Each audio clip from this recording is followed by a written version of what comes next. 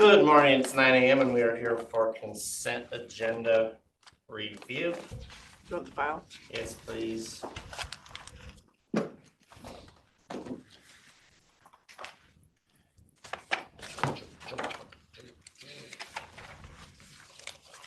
Which one did we need to talk about?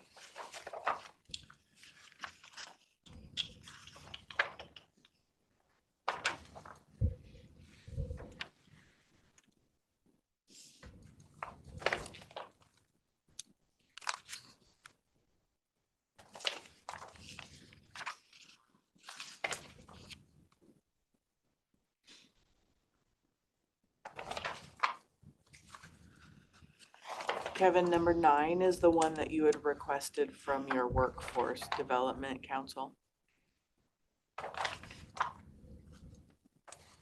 What is it?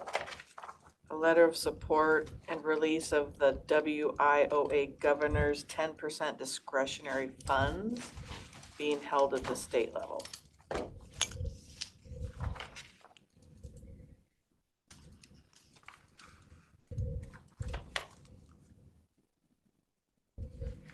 There are a lot of good LTAC grants in here. There's a lot. There's some good ones though. Some first timers. I didn't have any of them that I didn't like. They were all good. Reimbursements are fun.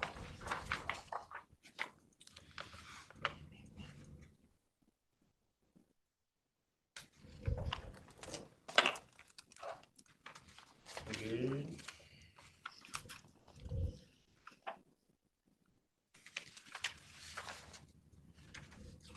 Okay.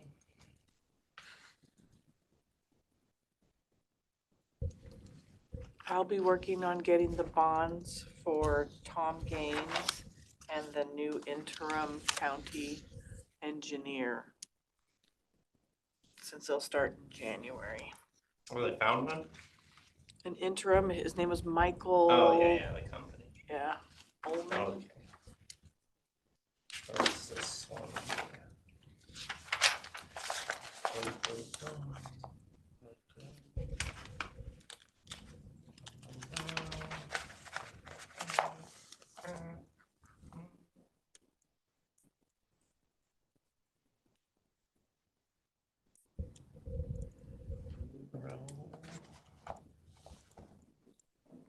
Well, I drove all the way through that Drum Miller Road yesterday. How was it? Bumpy? You can get through there, but you definitely want to drive a four-wheel drive. You don't want to be driving a car. It's getting there. You didn't take your car, you don't have a car, you didn't take your car through, did you? Oh, no. Okay. I don't drive cars. Whoa, okay. That's a force to. I'm a truck guy. You don't hardly ever see me driving a car. I'm Yeah, an I don't think I have, that's MPG. why I said, I don't think you have a car. Okay, so we need to talk about number 11, 13, 14, as well as LTAC tourism and what you guys want to see in general from all of that.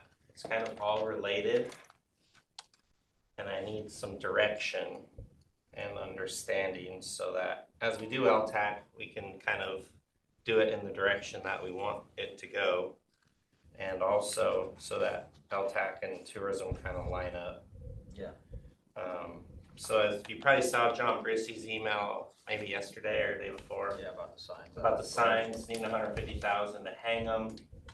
Well, that would have been a good LTAC grant request.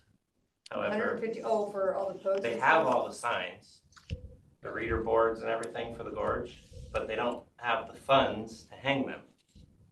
Okay, we could also use Well, yeah, the tourism report, but we can't deplete tourism. no. We could use the 133 account, because that's promoting tourism. Yeah, I would support doing that. And that's a capital, Yeah. and because I They'll think be here it's for a long time. super helpful. Yeah, they're gonna be there forever.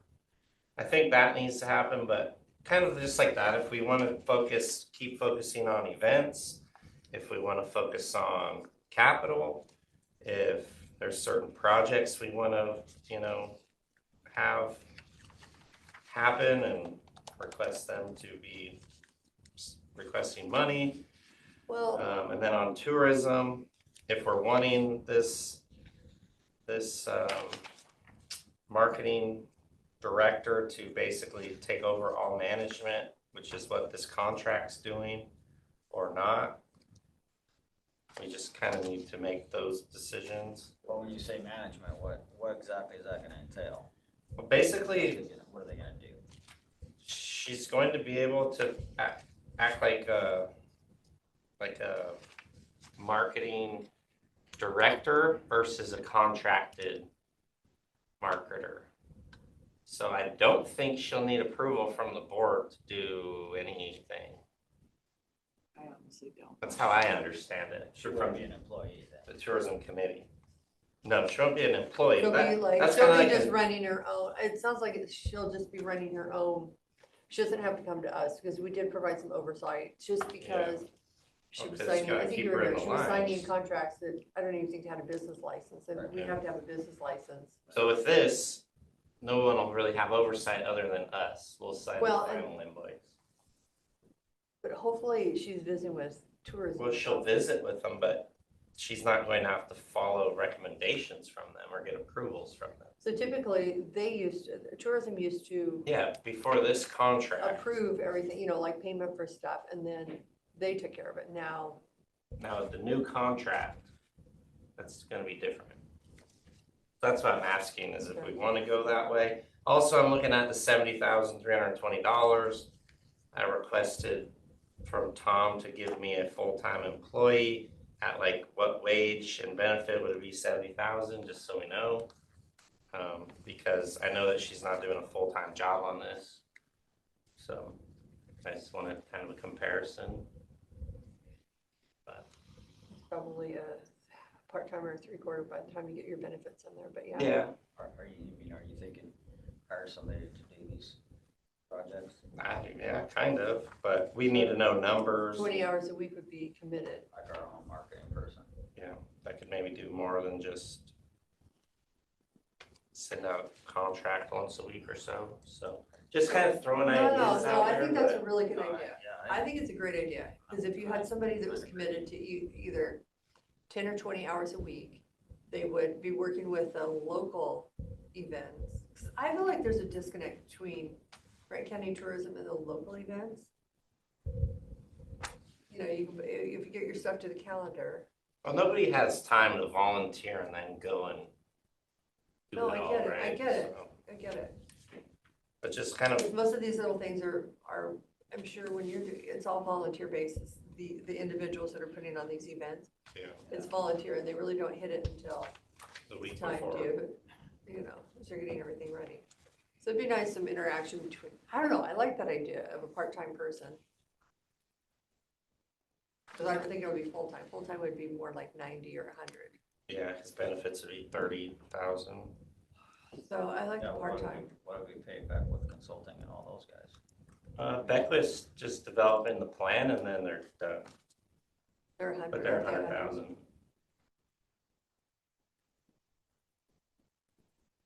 So, I don't know, just kind of what I'm trying to decide before we just sign this stuff. So that's why I kind of want your guys' opinion. We have 3 of them today. Like the TripAdvisor campaign can't be approved until the contract's approved. So we have 3 on here today. Now we can also cancel the contract anytime. I think we need a 30-day notice, so. What are some of the other counties doing for their? They're all kind of different. Some of them, the committee runs, like the tourism committee would have somebody, but they don't have, I don't know. A lot of the stuff that they're doing right now, I think they could do, but it's just that you're volunteering. It's already more, people are dropping off because it's more than they want to commit to because they're meeting a lot. And then others some have an employee. Some run their tours, like they're advertising through their event center, fairgrounds essentially. Some run them like we do. It just depends. We've kind of looked at a handful over the last few years. I don't know the best way to do it. Well, I think the best way would be literally to hire, I like your idea, I'm throwing this, just letting it circulate in my mind.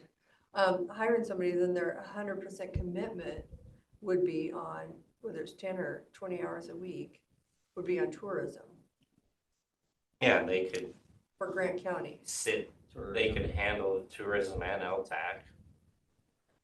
Promote Grant County. Yeah, and then, yeah, all at the same time. And work with the locals, and I don't know, I just think there'd be more facilitating between the tourism and the local and kind of what's out there. It could just be more of a personal touch instead of what's going on, it's on a calendar. Here's your money, see you And that's the end of next it. year. No, you could maybe have a, Yeah, I mean, are we really getting our best bang for our buck? No. With what we're doing right now? No, I mean, it doesn't seem like it. no. I mean, that's why Rob was all mad.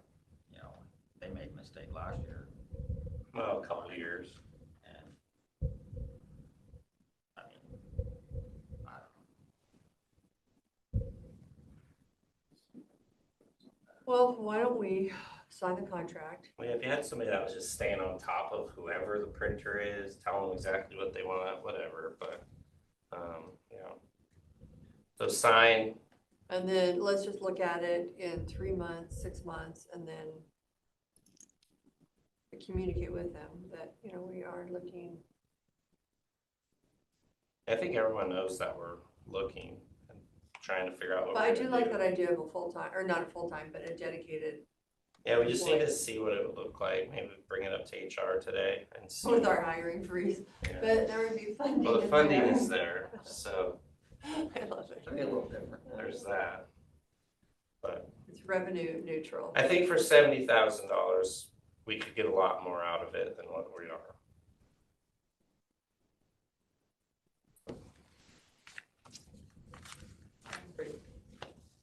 Have a lot to offer here in Grant County. Man, I I think just want to it's make sure worth we're optimizing our,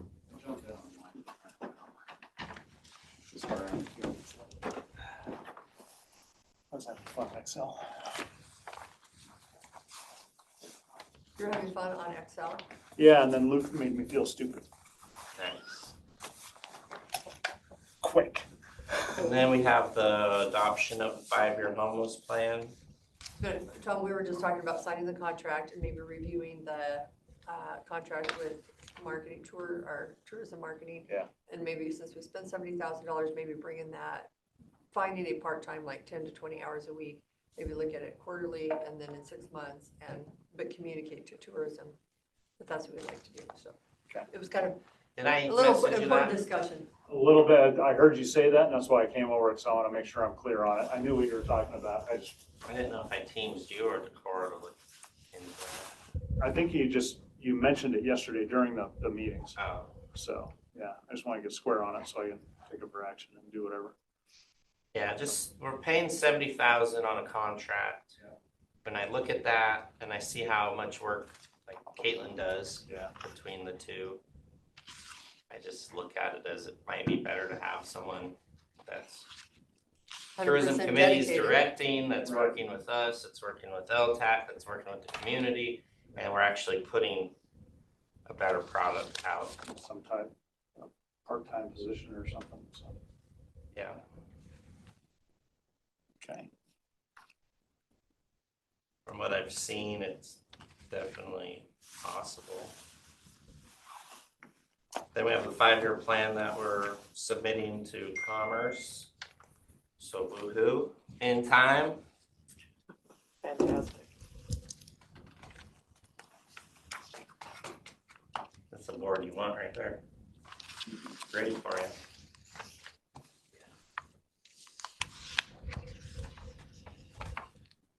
It's come a long way.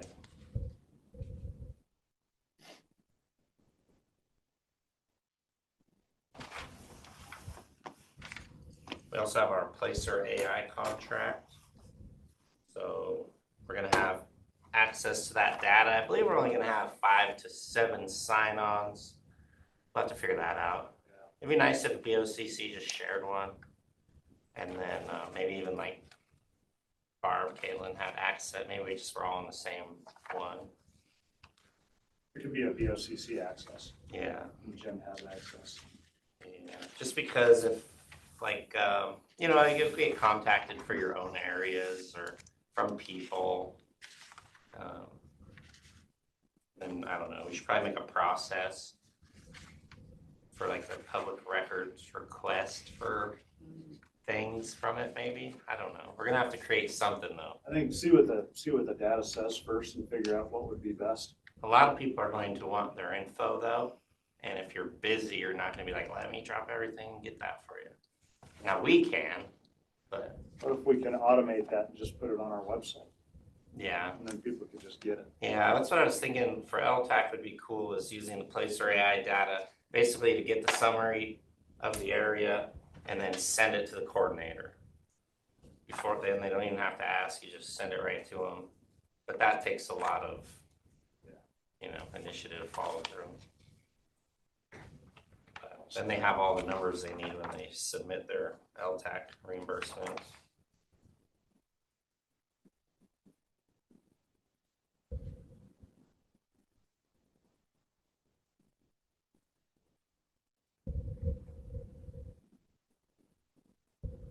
And then fairgrounds increases.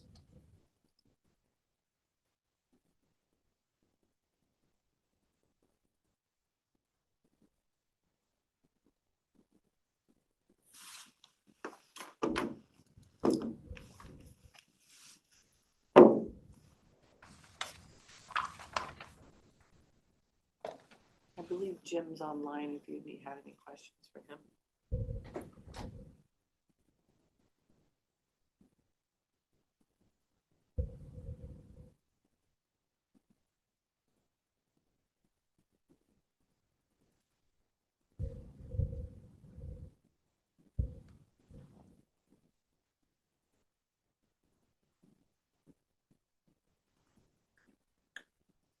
By the way, your cookies were fantastic. Jim, when you start looking at ticket prices, are you comparing to all your surroundings?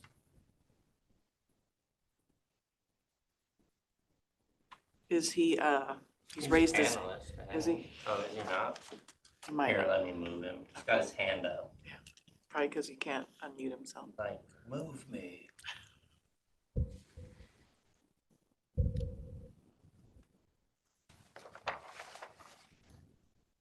Hey, good morning. Say that again, Rob. I was just saying, when you have a $2 increase on tickets after your proposed revised, I was just curious if you had looked at your surrounding gate fees. Oh yeah, we're definitely on the cheaper side for fare entry. Compared to Benton Franklin, Spokane, Ellensburg. The thing is, what we were trying to do was promote more people purchasing the tickets ahead of time. In fact, we're going to put QR code signs at the gates, which will still get them the $10 rate. But if they actually walk to the ticket booth, it's $12. The other thing is, I noticed the Rodeo Association is going to raise their ticket prices this year. And so I don't feel bad about raising ours slightly. I think this would be the fourth fair since we've raised our tickets to 10.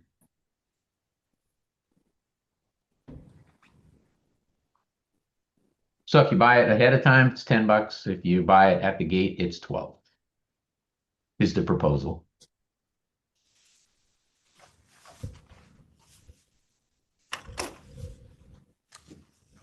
And hey, back on the placer thing too, I'd be happy to help anybody if we want to do a little training session. I'd be happy to help set that up. I'd be happy to help set up the process. I don't think we can publish that information on the website. I think the licensing is a restriction of that. So it has to be a paid seat that gets that information. I think you can provide it to events in the area for sure, but I don't know. I guess we could ask them if we can publish that on our website. I'm wondering even if it was just somehow generically published, right? Just to give an idea to people of the tourism in Grand Canyon. I don't know. It was, We should sit down and go over it for sure and come up with a plan, Tom. I think you and I can do that. And honestly, I'd be happy to help provide some of that information to some of those events. It only takes me a few minutes to gather that information. So, yeah, I don't even know what the data looks like. So that's just off the top of my head. So, yep. I think doing a Placer AI training, once we have it with them, would be cool. I also keep getting notices from Perplexity for AI training. yeah. And that would be kind of nice to maybe do like a board. Okay. Board Yep. training just to Yeah. I get a, what it can do. Yeah, I I just get found it. it this morning. But Whoa. I get a call every 2 weeks. I do a 15-minute training with them every 2 weeks. Eric Hippel is our account manager, and so he goes through some new process that if I have a question, he'll walk us through it. And so I'm sure that'll be extended to everybody else. Yeah, Eric's with Placer. So this morning, I went to the Washington State Legislature's website and I got the Excel spreadsheet of all pre-filed bills, which is 130 bills, right? And Uh-huh. it's just this Massive. long list of bills with a description and the sponsor, okay, and the bill number. I drop that into Perplexity and say, analyze this, create a new workbook tabbed with all of the various bills and what they logically belong to, whether that's health, taxes, public safety, labor and employment, whatever. It immediately creates the spreadsheet, but it's a visual rendering, not the actual file. And it's coded in Python and JSON and HTML. And I'm like, how do I get this into a workbook? I spent 2 hours on that this morning. I broke Perplexity and ChatGPT doing this. So finally, I take it and I share it with all of GCTS. And I hear back from Evan. Evan says one thing, Keith says something else. But then here comes Luke with a downloadable freaking spreadsheet that took him a minute.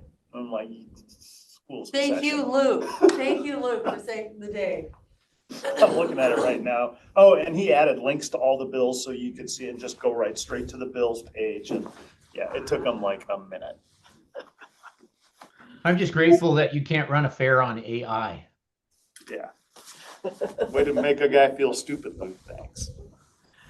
And I'll be sending out the spreadsheet Tom, later on. if so you, can if see you it. didn't tell us about we would think Tom is brilliant. Like he figured That's this right. all out. But now we know Luke. Now you know Luke. Luke is Yeah, the savior here. that's pretty cool. Well, kudos to Luke. Pass on that.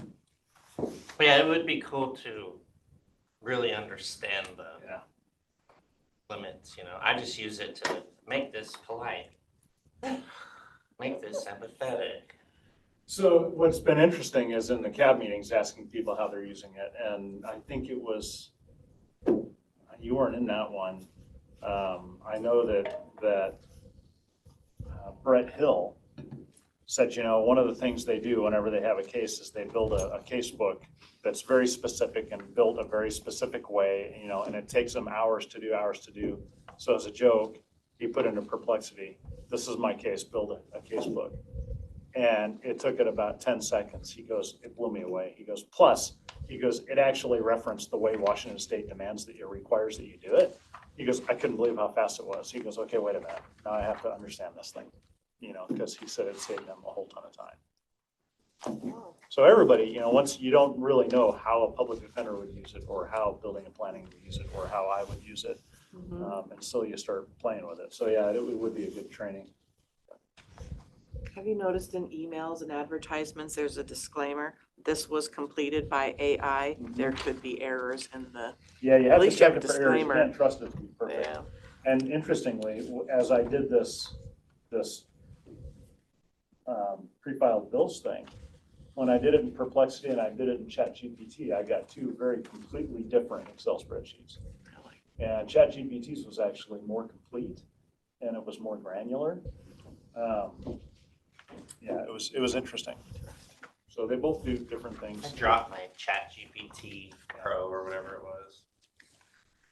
But what I liked about ChatGPT was that if you submitted like something you wrote, whatever it was, Because some things I write are business and I try to refine them than the county stuff. But then it like starts to learn you, Yeah. right? It knows you. It knows all the details you put in. And you can just create like give me 100-word bio of myself, boom. And it knows like things that you didn't even know. It was cool. It's creepy, but Yeah, it's it's cool. great. Because then Barb could be like, tell me all about Rob Jones. And it would probably tell her everything I put in there. Okay, I don't have any other consent agenda items. Do you two? Anything to talk about, Barbara? No. Let's see. Trying to do better on your digital form. How was it yesterday? Did we do better? Yes, because he took a little extra time to sit there and think about it and do it. But I will say, it is a little difficult because I know we have, when Rob's gone, and I'm like, okay, I'm trying to think of the last name, who was my, let me Google that. How do I spell that last name? Right. Or I just kind of go Is that blank social because it's media really one? easy to do the first Oh. names. Yeah. And then I'm like, okay, Which is sorry, I fine. missed that first minute. What's going on? And we did it because the board asked for that. No, and I and think we so- just, if we give ourselves a minute, That's the only thing I Yes. like. Is that That's Give all we yourself need to time. do. I mean, Exactly. and then Like, right, I bully didn't people, know we but didn't at submit least it right they're then, because I'm like, hey. But that would be a thing. When you're we done, can kinda hang on. control Yes. it, basically. Yes, that's Hey, perfect. That's you a know, like a little Yeah. learning tool, because I And I- submitted But we to. got Is it right too that as soon as you log on to the form, it starts the ticker that puts the time up Well, there? you've got to change it. A lot of times it does 10 minutes on the other side, so you have to manually go in. You know, you're like, oh, shoot. Okay, Yeah, it would be Yeah. nice if it just 10 minutes and then it would add it on to the next one, but you've got to. okay. Well, we Sometimes can, the second one, yeah, sometimes you have to do both of them, okay, but we'll get better. The only thing I want different on there now is the increments of 1 minute so, instead of 5-minute increments. Oh, is that where you have to like really back? Yeah, and that's where sometimes I'll mess them up. so we're talking like when you When I end hit it the and, minutes, they just go 1-minute increments. okay, But they go 5 They or 10. go 5s They're right five. now. okay, and you want increment time, 1 Yeah, minute. she turned off the start time. That was Okay. part of the issue too. Gotcha, okay, so that's turned in, not 5 minutes, okay. We'll look at it. And Rob, would it help, like, since you're the chair, like, if you want me to do that, so you Oh, can Kevin like, offered. He was doing Okay. it yesterday. so you can start the meeting and not, Yeah, not have to. because you do, or like, okay, this is what I'm Concentrate trying on to. that. So we can definitely, Take that. On. now that we're in, what update are we on? Do you want me to be the chair next year, or do you want to You continue? can be the chair, Kevin can be the chair, I'll be the chair. I'm not You worried should not about be it. the chair next year. That's my personal opinion. It's your twilight tour. You're not running My again. Twilight tour, It's your twilight tour. It's your last one. You should be enjoying and doing as you when see you're just, fit. you can do what, the stuff that you've always wanted to do for the last Are 20 you? years, but you're like, I've been scared to do it. Dang, it is Bo That's what we- Layman's. That's what they do in the military when it's your That That last. is go. Twilight tour. Long That's what they time. call it. the Bo. twilight tour. It's your last one. Where, Huh? is that empty? Oh, jeez. No, it's got like 6 cookies in it. Exceeded the You should help table. yourself. It's pretty good I got here. a, I can refill it. Yeah, We're but gonna take a don't have 2-minute cookies recess in and it. we'll be back at Don't have a 9:30. cookie with him in. Good morning, it's 9:30 a.m. and we are here for a sheriff's office update.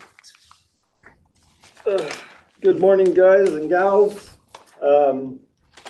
Joey can't be with us today. He's got a MAC meeting, Oh, so you whoops, am I are, supposed to be there? I don't know, you are on the MAC board, No, so you're here. Is today like the decision day of 365? it's some sort of important day, Yeah, it was a special meeting. and it starts at 10.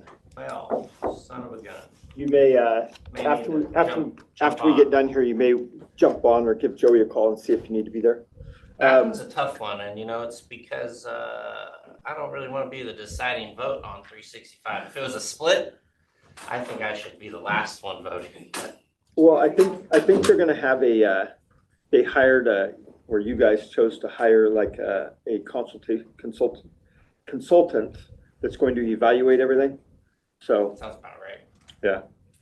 we don't got a lot for y'all today, but, today is, our annual Shop with the Cop Day. So at 5 o'clock, tonight, we'll be over at the Moses Lake Walmart along with, Moses Lake PD, Fish and Wildlife, WSP, Warden PD. We have Junior Alvarado has donated to make all the food for everybody. Typically, we always do Papa John's pizza. Junior's going to make tacos and everything else for everybody. And we got quite a few donations this year, so we should be able to take care of quite a few kids, their families and stuff. So we're looking forward to that. Is that countywide or just Moses Lake kids? As far as Shop with the cop. so it is countywide. Ephrata PD does theirs here at the Oh, okay. Walmart here in Ephrata. Quincy, they do it, but they take their kids to, I think they take them to Target in Wenatchee. Wenatchee. I think Royal City does, Royal City comes with us. well, they do, because they used to, Yeah, when Darren Smith, it was crazy how much money he brought in yeah. when Darren was doing it. So Royal City, we primarily use it as, so through our Tippecop and other stuff throughout the year. And then we have a deputy who's doing singing Christmas grams. He's made a lot of money this year doing singing to people. We typically support Warden PD, WSP, Fish and feathers. and Fish and Wildlife, and then Royal City as well. Okay. Because a lot of times they will show up at the Tippecop events and they'll either help us serve food, take orders, bus tables or whatever. So we always just use our portion of the money and to support them. It's not too bad. I think we set the limit this year at $400 a kid, $450, something like that. So we're able to And then provide. you find the kids prior. Yeah, so we reach out to the school counselors at all the Okay. schools in the county. And then we ask them to select kids that they think are needy. Okay. And then based on their recommendations, we'll send somebody to contact each of the families and say, you've been selected for Shop with the Cop, and then kind of give them the itinerary, ask them to be there at 5 o'clock tonight, and then we'll partner them up with a deputy or a Fish and Wildlife officer, or a WSP officer or something. And we take them inside and feed them, talk to their families for a little bit, get to know the kids, and then we hit the floor Fun. and It's like let Santa Claus on steroids. Yeah, 'Cause we you let get the to kids, see and the then fun. we're pretty fortunate in that we also we have a decent amount of money in the Shop with the Cop fund. So what we will also do is get some extra gift cards, and Bo and Chuck and Joey and I will take these cards and just walk around the store, and we'll find people that we think are needy, and then we'll be a secret shopper for them, and we'll just walk up to them when they're in the checkout lines and just say, we're gonna pay for this. There's been some years where we'll go to the Ephrata one after everything's said and done, and just randomly pick out people and then pay for their stuff at the register with our Shop with the Cop foundation money too. So it's always a good event. I'm going to skip over Flock, so I'm going to let Bo talk about Flock here in just a second. Canine Storm, we got a new doggie, graduated last week, passed all his certifications, finished everything up. Now he's back on the road with Gunnar Hines. We're excited about that. I know there was some public relations stuff that came out in the paper here a few days ago about it. Pretty excited about that.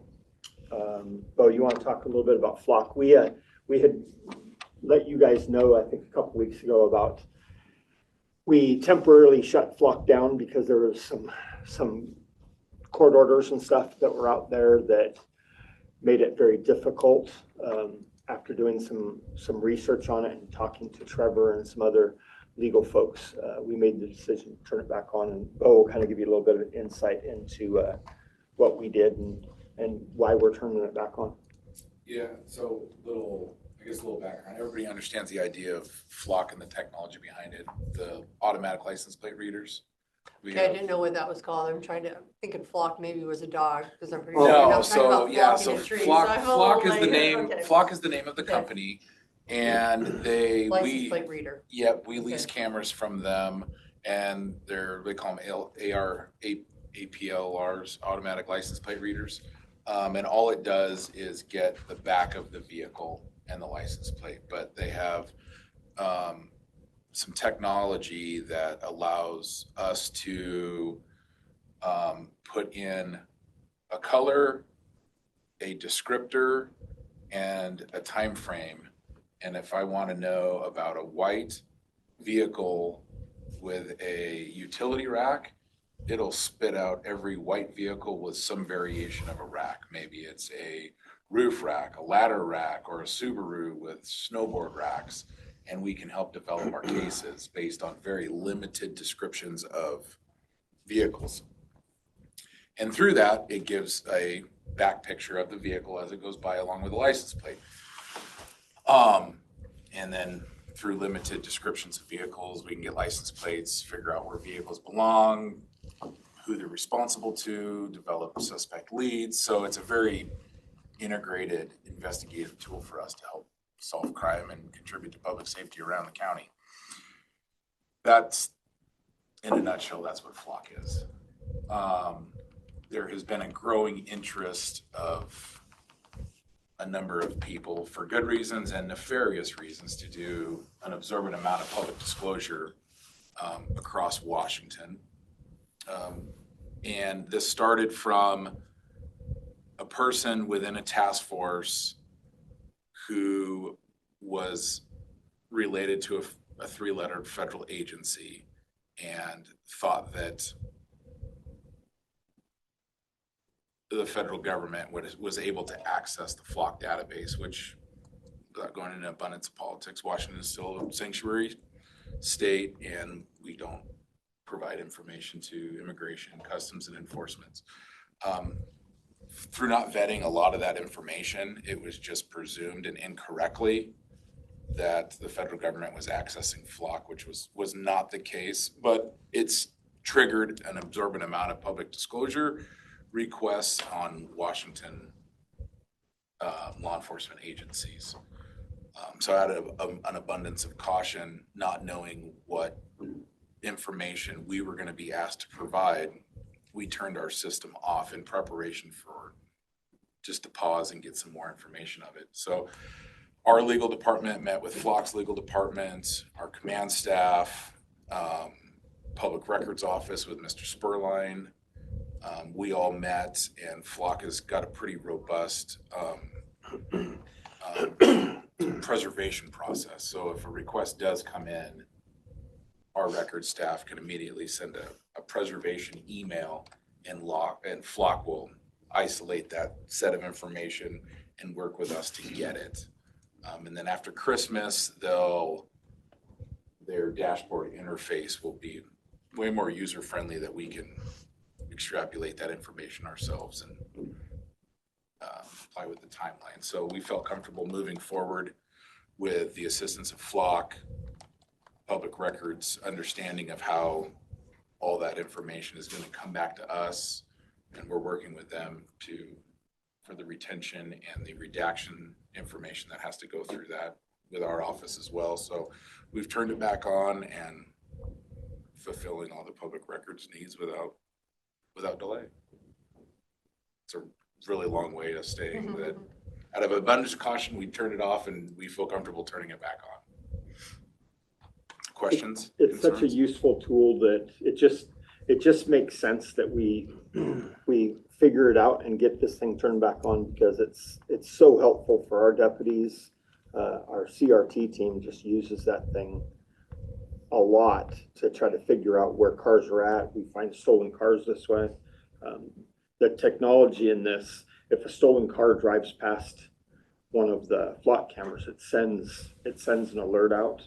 And not having this tool after having it for a little while just makes sense for us to figure out how it works, figure out if we can work within the system, but also get the job done so that people understand that we'll comply with the rules. And if we have to give up some public information when and if these requests come in, we can give out the request, but it still give our deputies what they need to be successful, so. And to be abundantly clear, we're not providing, our information is not accessible by the federal government agencies. If there was ever a question that you guys get in the community, I've vetted the agency sharing list, and then the government is not on there. And actually, I have a request from King County International Airport to reciprocate information back and forth, which I have not accepted and need to further vet that to make sure that, since it's an international airport, is there federal government employees that we would inadvertently be sharing information with. So I haven't accepted that request, but I can assure you that I check it at least monthly to make sure that the agencies that do access our information are local, city, county jurisdictions. So The last item we had was Chuck's going to talk about the jail and the jail contracts, looking out to the future for this new correctional facility. I know the sheriff and I have mentioned that we've got a couple different entities that would like to contract with us to have beds within the facility that help make some money. And so Chuck and Joey and I have been meeting with Trevor and our legal to try to work through some of that stuff there. So Chuck. We all like jail talk, right? But now the contract's going good with the attorney, just trying to mimic kind of what we've signed in the past. Take the good things out of the Benton County contract, take the good things at the Department of Corrections contract, kind of merge it into one that will best meet Grant County and what our needs are. Kind of what Joey's stated over the last several months, we want to be able to make sure that we're kind of keeping everybody's rate the same, identical to DOC to hopefully prevent a lot of confusion for the billing element. So there's going to be two different types of rates. One, kind of your Joe Schmo, regular guy who wants to get along with everybody in general population. Then you're going to have the other ones, either a problematic inmate, somebody that's identified as having medical needs, psychiatric needs, substance abuse needs. They'll have an increased rate on that. So But you're talking specifically a contract for housing other jurisdictions inmates. Yes. Yeah. Yeah, anybody outside of Grant County. So, also going on in jail, going out outside of Grant County, Spokane County. I don't know if you guys saw, they had 2 overdose deaths yesterday. They had a third one that overdosed. Spokane. That's in Wait, did they Seattle. just have? Who just- Kootenai County had 6. Okay, Kootenai County. Yeah, Okay. they had 6 overdoses. I don't think any of them ended up dying from that, but it's a real problem that all jails across the nation are faced with. I did a tour of Kittitas County Jail last week. The target for that was seeing what they were doing for the Healthcare Authority grant, the 1115 waiver. They are one of the few agencies that actually went live on July 1. We were in cohort 1, which we are anticipated to go live, but you're really merging correction world into medical world. And there's a lot of stuff that it wasn't very cohesive. So we're having to learn the medical is having to learn a lot about the jails to try to make this program actually work. Grant County, so far, we've received just below $1 million in funding towards that grant. We were anticipated to go live on our end on January 1, but now we've been extended to March 1. We're still considered in cohort 2, and a lot of that just is dependent on, we have a national provider identification number if it's registered with another program, provider 1, where we are able to enroll people to have insurance while they're in custody. It's just a lot of this integration that we're still having to learn and work through. A lot of knowledge came out of that walkthrough with them. I really appreciated their time. We spent about 4 or 5 hours with them. So far, since their July 1 date, just in their pharmaceuticals, where they're able to bill Medicaid, they've seen a reduction of 86%. That's just in their pharmaceuticals, 86% reduction. They are starting slow as far as what they're billing back to Medicaid. So right now, it's just the provider time, and they have it coded as less than 30 minutes or greater than 30 minutes. And that's the only thing that they're billing back for, which is very small and just a handful of people every week. So far, they've been averaging about $500 a week of revenue getting kicked back to the county. That's just being able to bill for the provider time. They wanted to start off small to be able to kind of get some wind underneath their wings to be able to expand even more. Technically, anytime a nurse sees somebody, puts a Band-Aid on them, does a blood pressure, that is a billable office visit. They just haven't expanded that much yet. So with the anticipation of expanding their billing, they could be able to get in up to, upwards of $1,000 a week just on billing. So I kind of want to share that with you because that's something that we are progressively still working towards. It's been a very frustrating process. This is something that we've been doing for well over a year now. Every time I meet with a healthcare authority, I learn something different in the medical world, and pretty soon, hopefully, you guys will start calling me Dr. Coates, but who knows? But we're still progressively moving towards that, and that's just going to help us show more of a revenue whenever we're moving into the new facility and hopefully being able to maintain that standard level of care. So that is good news. Well, that's great. I didn't realize that. That medical billing is a little tough. So do you have to know all the codes and everything? Because that's Yes. what Renew does. And that's where some of the discrepancies, or I wouldn't say discrepancies, some of where we're struggling, because Renew, all the fire districts, we all use the same tax ID code. Mhm. Well, when you look under the tax ID, when you go into the national provider identification number, there's like 10 agencies under Grant County under the same tax code that has separate NPI numbers. Well, now we're enrolling with Provider One that gives us the ability to bill. Renew is the overseer of Provider One, but we had to have a super duper user to do everything that we needed to do it. Then it became a conflict. Well, I can't give you permissions to be a super duper user because I'm a super duper user. Well, we all have the same tax ID number. So everything we've done in the last week is getting everything enrolled, get everything verified by Provider One. Now we're having to start all over again from scratch because they wanted to boot us out. They just want to be able to see a separation in billing. That way, if Phil Coates bills for somebody, it's not going to Renew and vice versa. Okay. So once we do go live, everybody that comes in, if we can enroll them, if they're not already enrolled, or if they are already enrolled, they'll keep their insurance for 90 days while they're in custody. Right now, as soon as that door shuts behind them, all insurance is stopped completely. So we're on it for the bill. So this gives us the ability to bill 90 days into their incarceration period. And then at the time of release, it lets us back bill 90 days before the day of release. So it gives us 6 months of time that we're able to bill during their incarceration period. One thing that we've been trying to move on to is contracting with somebody with Renew, their provider, or they're the ones that prescribes medication. The nurse practitioners specifically for psychiatric meds. She was coming in for a couple of weeks because we thought that we already had that 90-day period since we were in cohort 2. Well, that was not true. So they tried to bill the individual, then it ended up getting kicked back. So she stopped coming into the jail.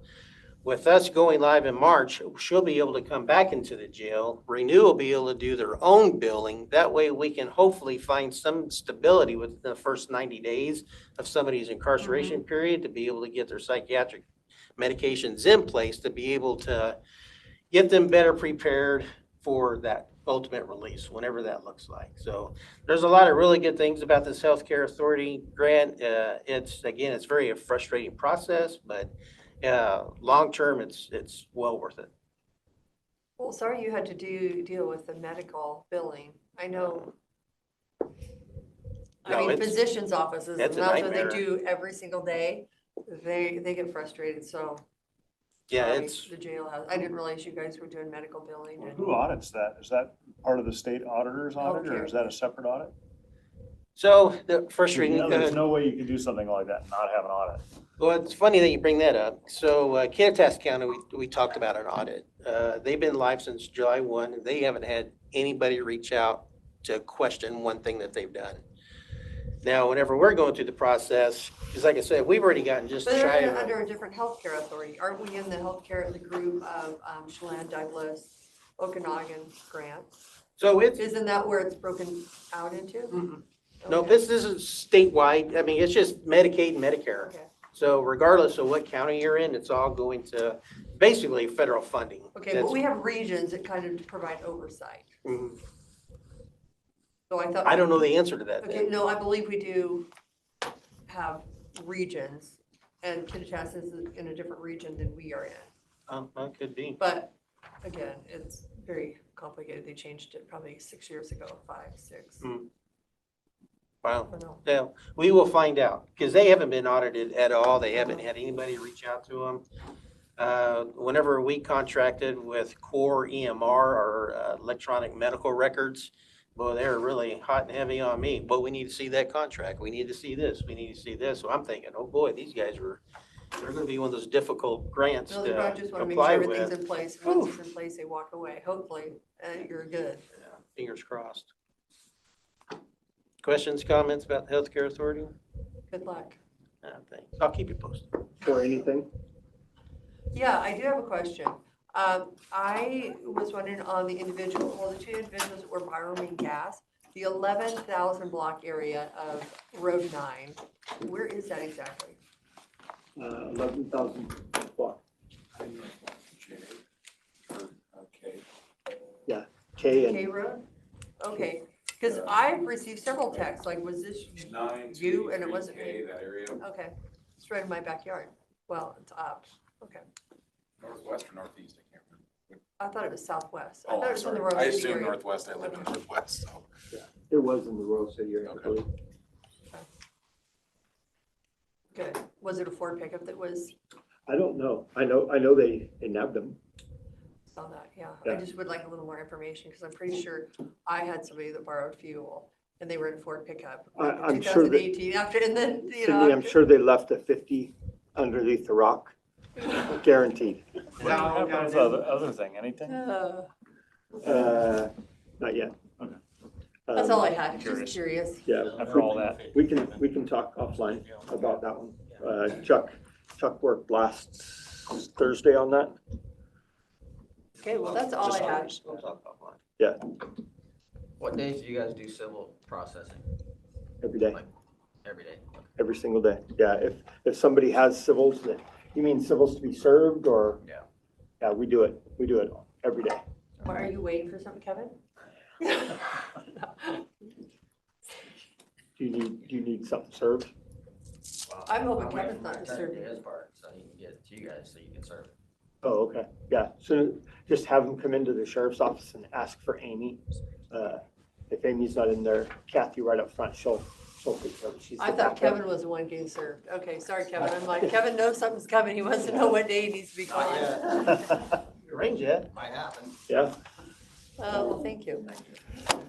anything else? Rob, Nope. anything? Thank you, guys. Tom? I just specified. I it. got We're going to recess until 10 a.m. We'll, Good morning, it's 10 a.m. and we are here for our human resources update. We don't have any members in our audience, but we will open for public comment. The only person online is Carrie Stockton. Barb, does Carrie have any comment if she's made it back to her office? She does not. Sorry, and I have someone at the counter. Sorry. Great, bye. And then, okay, so we have no public comment. So Okay, well, Continue on. we will get moving then. First item, labor relations, and ask for a closed session, which is much like an executive session, but executive session does not fall, or bargaining does not fall under RCW 42.30.1. How do we do a closed session? Same way. You're just asking for, I'm asking for a closed So I session. just say we're going to go in a closed session beginning at 10:01. Yes, to discuss Returning at labor relations. 10. Let's do 10 minutes. 10:11 for for negotiations. Is there a new form for that? I think I'm gonna use my existing Use your form, existing form. The RCW still stands. It's just, different. I'm just calling it what it should be rather than what. Okay, And knowing. we're out of executive session. Okay, and I will collect those sheets from you. Thank you. You put stars on here. I circled mine, so I'm like, It's okay. somebody lose that. for a second. Decorah, on that note, do you mind if I ask the board something really quick?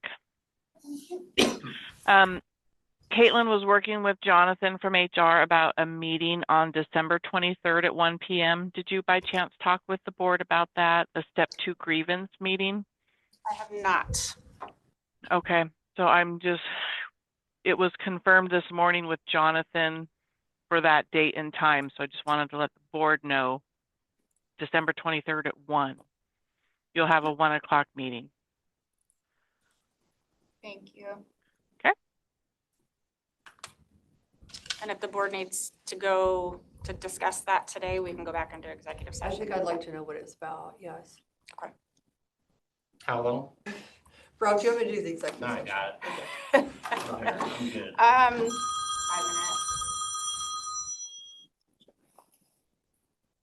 And that's gonna be evaluation or? It's, Disciplinary. no, it is still under bargaining Okay. union. So it's a closed session. 10:12, we'll go into executive session until 10:17 for negotiations, RCW 42.30.1404A. You're doing 2. It is 10:17. Do you want to extend or no? Do you have more that you need? No, it's not Okay. pertaining to this. I'm good. You at least know what it's about. Okay. Okay, where's my mouse?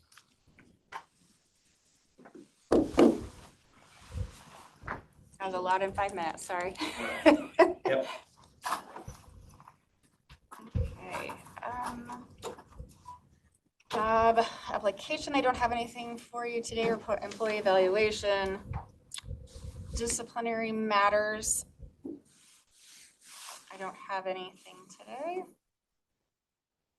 Position management, I do have the PAR that was discussed yesterday for you to review and sign.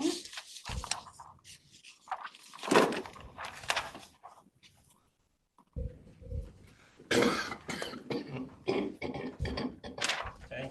And it is, the start date is the first Monday of the pay period.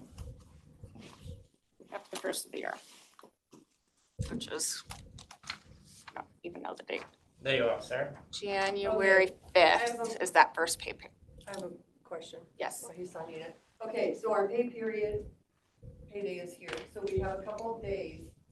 I think this has happened before. Instead of doing 2 paychecks, if there's an increase in December to January, there's been a couple days where they would get the new, it would be like the 2026 rate. Depends on how the labor agreement Okay, reads. Yes. Okay, so, Yep, some of the That was my labor question. agreements Fair do enough. read that the first pay period that includes January 1.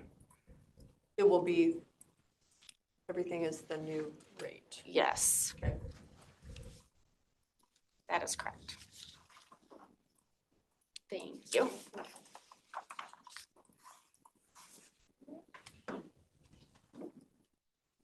The next item I have for you is Treasurer's Office has made a request. The summary request is a payout of comp time. I did bring this forward and gave you a heads up a couple weeks ago. Treasurer Darrell Pheasant has requested approval to pay out 153 hours of earned comp time for one of his employees. The county policy states that comp time may be accrued to a maximum balance of 40 hours. Comp time balance should be regularly reviewed by the manager or supervisor and employee. Comp time balances are reconciled by accounting at the end of each month. Comp time in excess of the maximum at the time of reconciliation shall be overpaid. This was not done. obviously, if we have 153 hours. This is a chronic problem, and we've asked that this position be, instead of hourly, moved to salary, because at times they have to come in on weekends or get reports done. So this is an ongoing problem. Well, and at this time, it doesn't meet the threshold for FSLA, Okay, with the Washington State Minimum Wage Act. So okay. it doesn't meet that threshold. She doesn't manage anybody. She doesn't oversee, so we can't move that position out. Okay. However, they can reconcile those hours and should be at the end of each month if there's more than 40. So he's asking that that be paid out. I've reviewed policies, contract language, and laws, and FSLA tells us that, yes, we do need to pay her. So I would approve, I would recommend that you approve that cash out. And then the other part of the recommendation is that the treasurer, his staff, and accounting adhere to county policy and not let those numbers get that inflated. I have policy language if you'd like to see it, but I did copy it on that for you. So because this position does not oversee or have employees, but they are also over a specific project, that still is not. The FLSA has a test. It's a 3-part Okay. test, which is what Decor is referring to. They make it very simple for employers, and unfortunately, the position doesn't help. Okay. Even if one of the elements were met, all 3 have to be met. Okay. Now, when the compensation project is done, they may come back with a different number, and that would then put that position over that threshold. But right now, it just doesn't meet it. And we still have to look at the other 2 parts. Yes. Because some positions by wage are eligible, but you have to look at the administrative side of it. New minimum wage is going up. Yes. So is probably get a list of our new salaried minimum wages. Yes, which is the next topic. So I didn't even look down, honestly. yeah, FSLA, we have one position that is being moved to non-exempt, from exempt to non-exempt, and that is in the PA's office. And that's the Rule 9 position, because it also doesn't meet the 3 test criteria. So we have a few other positions that fall within the band that they're in, falls within the below the standard. However, all the employees are currently above the standard within the band. So we can, I believe, keep them right where they're at as non-exempt because they're currently making more than what the law says. But they will, the following year, it goes up again, and many of our positions at that point are going to come out of the exemption. Thank you. That's something compensation corrections is going to help us review as part of our contract. Okay, I was thinking that payout was for a different employee. Oh. No. I triple checked the name because No, I thought so yeah. too. Okay, so I'm really surprised on that one. Yes, and the other person you were thinking, yes, that should be an exempt position. Yeah. Why it's not, Okay, so I was in error. why it's not, I don't know, other than the treasurer has wished that it not be an exempt position. Now, the board, I do believe, has the authority to say it's an exempt position. The position is over the threshold, meets all 3 criteria. Was that 153 plus 40? No, it was a total of 40. So at the beginning of the year, it'll be a 0. So, 2 days a month in OT. So you're yeah. get the badge access on that one. Well, Man. that issue will, I mean, when we go time and attendance in July, we will be able to track I have a feeling- hours. I have a feeling it's gonna take care of itself. I think it will take care of itself. And really, if there's that many overtime hours, my question to him is, do you have enough staff to do the work? Why is this one person having to spend so much time working? Is her job duties? Is it the new software transition? Is that creating some of it? I did not get a business explanation. Okay, because this is a first for that individual. So I was honestly thinking it was somebody else in the office.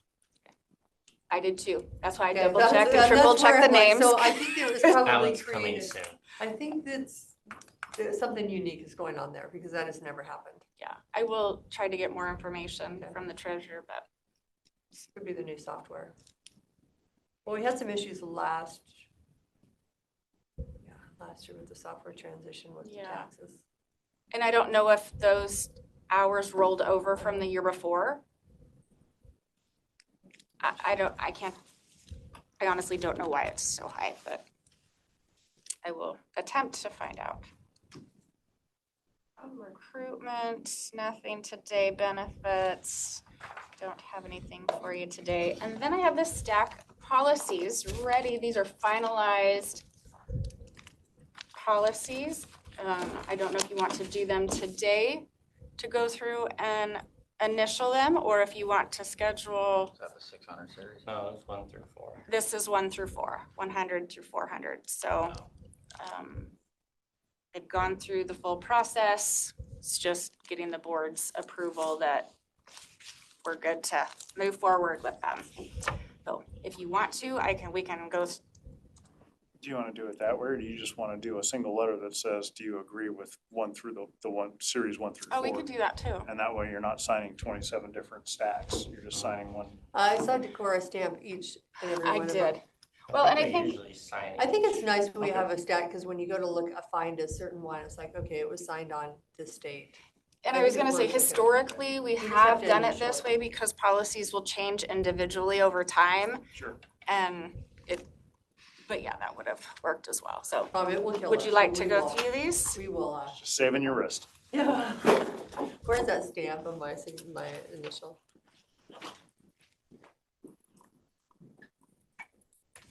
At least it's only initials. Not making you sign the whole thing. We used to, I took me how to do all the fair contracts, and the board was over the fair contract, talked about some. So, and that is what I have for you. Do you have any topics that you wanted to discuss with me? Yeah, just for me. Okay. Okay, closed session. Closed session is what we call it instead of executive session.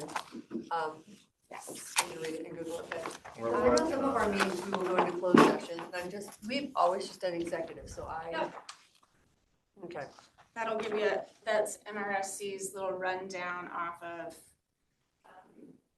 negotiating topics. Okay, because closed Ken? session, you don't have to have time limits, I believe. Do you? You know, like 5 minutes in closed session, it could be 5, it could be 12. Let me read, I need to study this a little more. I just want to confirm, conflict of interest only applies to the 3 of us electeds. No, it is everyone. Conflict of interest is everyone. But not when we're getting deposed. Would you like to share? These policies only apply to the 3 of us. Oh, you're being facetious. No, it I'm isn't. kind of being serious. Okay. Well, I think policy 100 speaks to who those policies apply to. Yes, so there are separate policies for electeds versus staff, so. I was just reading a paragraph. Just gotta behave yourself, Rob. Okay, because it's not. I haven't done anything as bad as the majority. And I can get you more Union is, information on because that. union is closed. Yes. Anything dealing with the union, so that's why we're going to a close, because it's not subject to the Just Open need to Public stop Meetings Act. talking. Correct. Okay. Yeah, and I That's printed why. out the RCWs. The RCW for the public, for executive session, what falls under that. And it's really not, Yesterday, I sat there thinking, I mean, nobody's gonna get their hand slapped by anybody for doing it, but calling it executive session. Okay, so it's a closed session. Anytime we're dealing, because it's union matters. And I will do some more research on closed session on the timelines. If we need to do anything different with that, I would assume we would just treat it. We're going to expand our executive session form. And hopefully for 26. But we have to probably go over it. Thank you. Oh, you're welcome. Well, I think that was basically, yeah, union. closed. Yeah. Yep. Not executive. I have to keep it really simple, otherwise I complicate myself.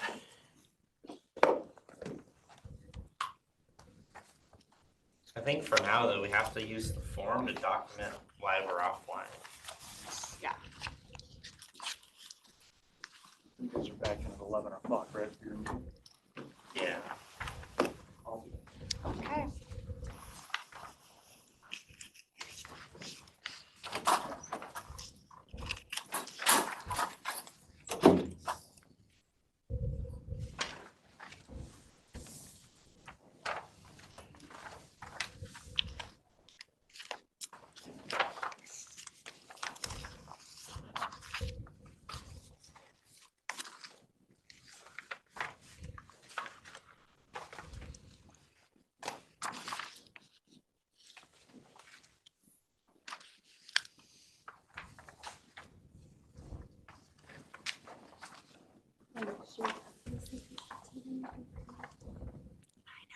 In 27. So many people. Yes.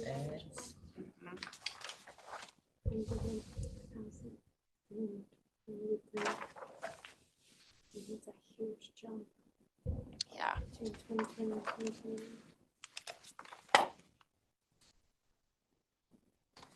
Just need to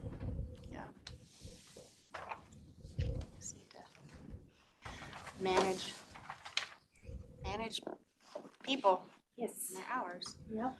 And 7 to 10 to help with that. Yeah. For sure.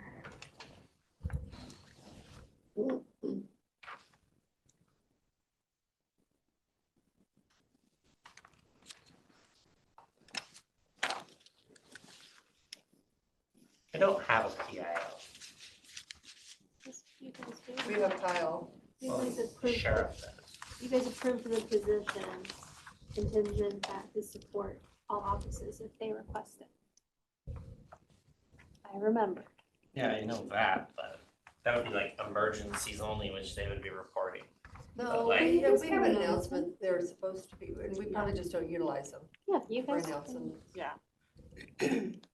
Rob, I'm sorry. Can you look at your Teams message for just a moment?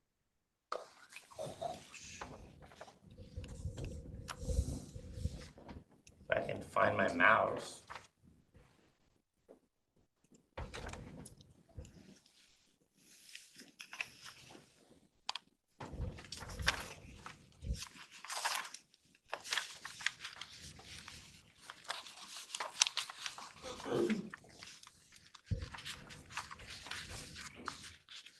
I actually, when you're done signing, I will go back up to, I just thought of for item 4, I did have something that I didn't add to my agenda that, I think we're still on. we're live, Yeah, but I would need to go into executive. Oh, okay. You want to go You wanna into do it now? executive? While you're doing it, that'd be Yeah, great. I have to go upstairs Okay.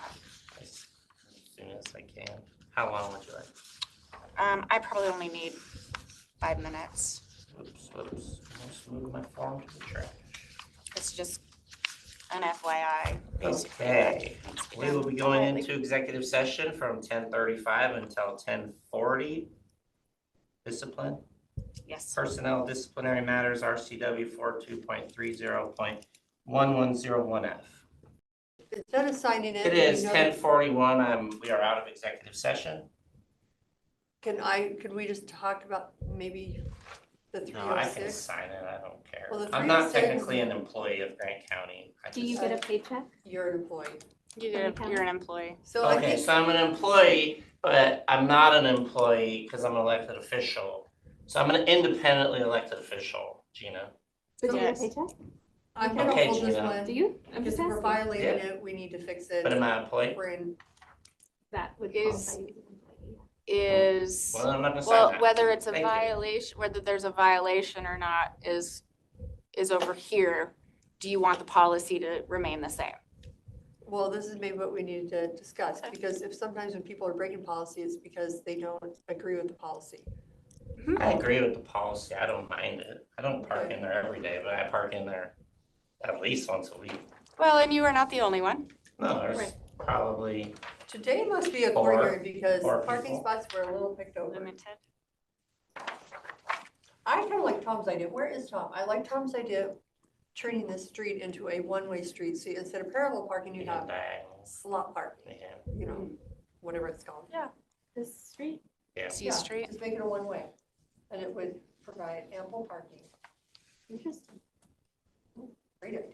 I just don't like to sign things I don't follow. That's funny. I didn't mean to push you. I just was asking a legitimate let me ask question. this, when you get pulled over by a police officer and you have to sign a ticket, you sign it. Well, it doesn't matter if I don't agree and I don't sign it, still they hand it to You're me. still getting the Still got my ticket, so. court date. But have I not signed a ticket before? Yes. Doesn't matter. You're still gonna get, Results the same. Yeah, you're still. still get the ticket. I'm just saying, like, Sure. Well, and you're not the only one who parks. I'm not I really try, like, I'm not a hypocrite type person. Oh, yesterday was a little sketchy because it was raining and my hair will go really frizzy. Where's my umbrella when I need it? Stacy's favor. Parking upstairs or what? Yeah, I get an assigned parking, but, you know, I might get taken out. We used to have it, we just, commissioners opted not to. We should have assigned Well, parking, and if there isn't parking, Right I in know front of it's the a door. ways, but my safety. Wait, Ida, you guys have the pre-roll I was gonna parking. say, That's you guys where, are like, that's where welcome I to come wanna and park in our over parking there. lot with us. Yeah, Gina, Yeah. talk about my parking. You park against your office window. I asked if you received a paycheck from the county. You have 3 That was my steps. question. I'm just kidding. Would you like to come and visit me I after? do all the time. Are you gonna give me corrective action? Corrective actions are coming, Rob. All right, well, it's 10:44 a.m. We'll go into recess. Oh, I until- have something.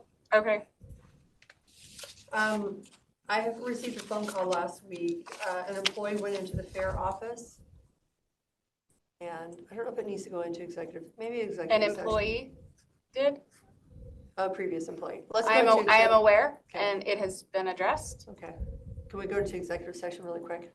We can, 5 further minutes. talk, yeah. Can I step away? Or do I need to be in here for this one? We can step We only away. need 2. I just wanted to tell you what, How long would you like? 5 minutes. We'll go into executive session. Well, what would it be? Let's go Evaluation? 3 minutes. Employee evaluation. Okay, from 10:44 to 10:47 for evaluation RCW 42.30.1101G. It is 10:47. We are out of executive session. Do we have any further business? No further business for me. All right, we will recess until 11 a.m. when we're back with our commissioners meeting. Good morning, it is 11 a.m. and we are here for our weekly commissioners meeting. I'll now call the meeting to order and begin with an open forum for public input, 3 minutes per person, 15-minute time limit. We have no call-in users today. Jerome, do you have any public comment? Mr. Brissy, any public comment? All right. Nothing, he's calling you out. Sorry, bro. Hearing none, I'll entertain a motion to approve the agenda. So moved. I'll second that. There's been a motion and a second. Any discussion? All those in favor say aye. Aye, motion passes to approve the agenda. Do we have any correspondence, emails, letters of support, or anything that needs our attention? Mr. Gaines? Mr. Brissy? All right, commissioners, nothing? Do we have any roundtable topics or items today? I just want to make sure, Cindy, did you get my Teams message? Apparently not. Not yet. Okay. Let me, I have a hard time finding Teams on here. Just a minute. I hope it just pops up when you're looking at your computer, but It's not. If it's open. Do we have any walk-ons today? I've not seen any. Great. Is everybody prepared for the comp plan hearings? Yes. Hopefully I Yes. do a good job. Oh, and I just want to apologize. I am sorry, we've changed things to add items on our, I talked to Tom about this, so I have to apologize to Barb and the extra effort it created in your office. I'm really sorry. And to the board, previously on the comp plan, like facilities and maintenance, that was just kind of added in our budget. Then when Chris came, he started putting that in and it's been vetted. So I wasn't aware of the new process that had been going on. I think this is our second or third year with the new process. So typically, if you have a facilities or maintenance project, you can just add it. It's not something that needs to be vetted by planning commission, advertised, and because we have it in our budget. So I was in error on this new process. I've been educated on it, and so now I know that to add something to that is going to, it takes a while. So learned a valuable lesson, so I'm sorry for the extra effort that created. Thank you. Any other items? All right, hearing none. Are there any consent agenda items that want to be looked at, discussed, or removed?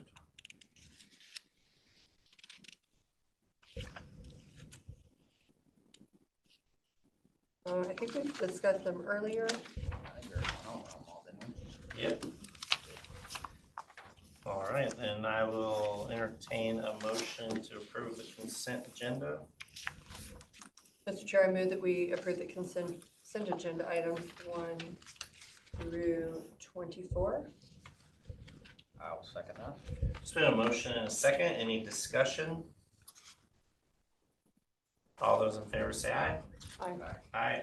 Motion passes to approve consent agenda items 1 through 24. And there are no walk-on items. No, sir. Great.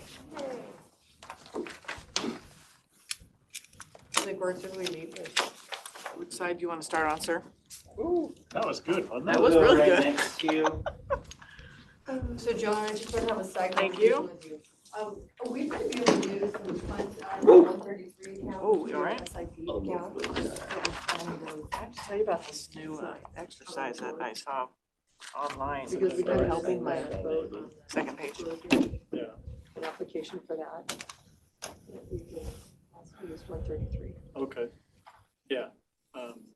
because it's like. Approval of commissioners' minutes. Oh, I didn't stand Yeah, so that one this either. is- So sign here on the very back page too, please. We got, Because I think Rob, somebody brought it up.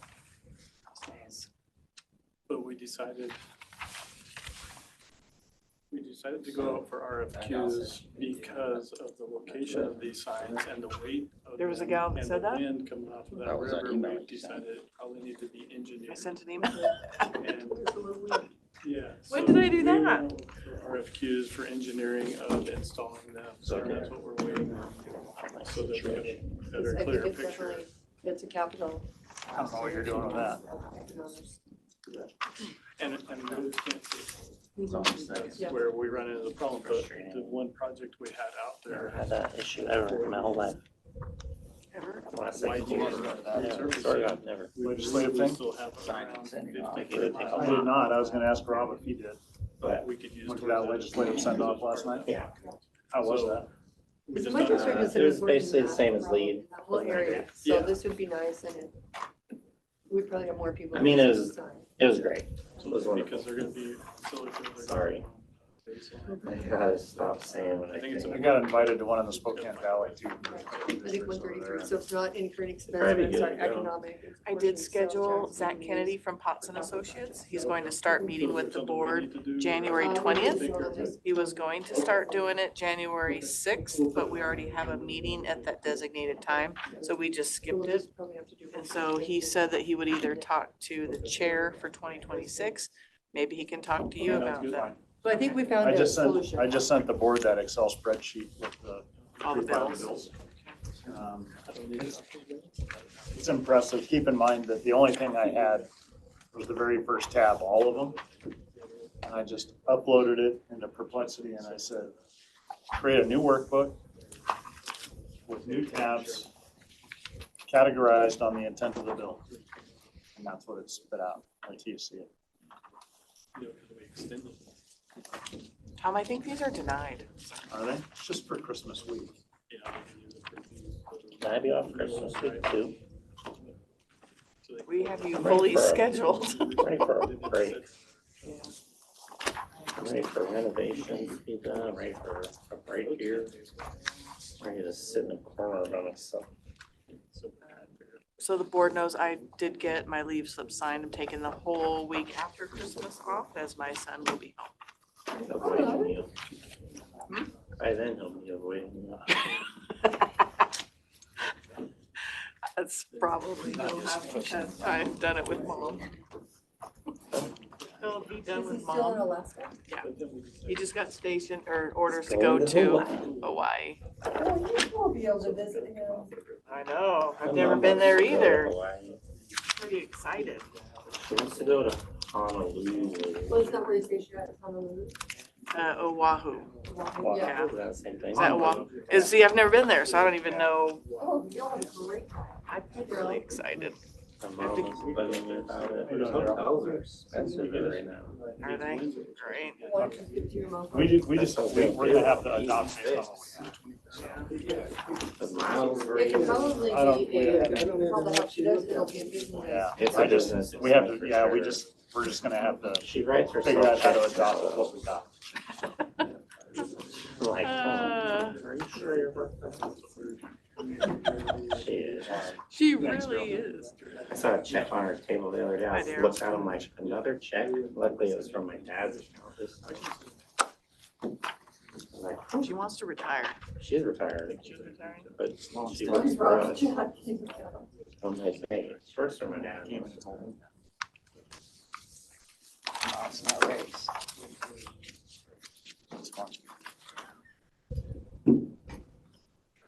Tom, I have a pink and teal one coming today. Do you? I do. They're my new favorite cups. Okay, I gotta find my. Why? Spill proof, only do your 10 ounces from Keurig and What did we, it's strong. what are my teams? My teams, I have my teams on my computer. Whoa, that's wild. It just said that I need you to go upstairs and we haven't seen you in a little bit. You have a Mail. bunch of mail in your inbox. Oh, I've probably got stuff in my phone. You were about to get the next teams. Okay, well, I gotta find out my computer because I. Just type in Teams and it should pop up. It should. Try to get a feel. The size of the base.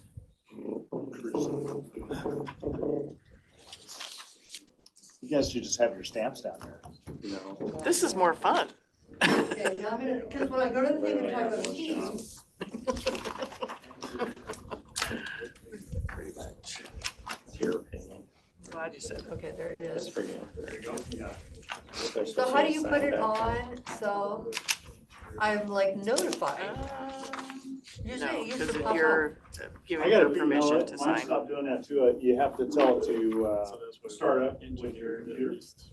How do I tell it to do I'll have to That's a good go day into right settings there, for you boy. as soon as I get these stacked up that? for you. Okay, It Nice is. job, Catlin. She did a fantastic She job. did. She's handing it over to me in 2026, so No, it's not that the bad. B team's coming in now. No, it's easy. Is Tony still Come the on, you're chair? not the B team. The Barb team. I'm the Barb team. I throw that out there. Yeah, you're more like the D team.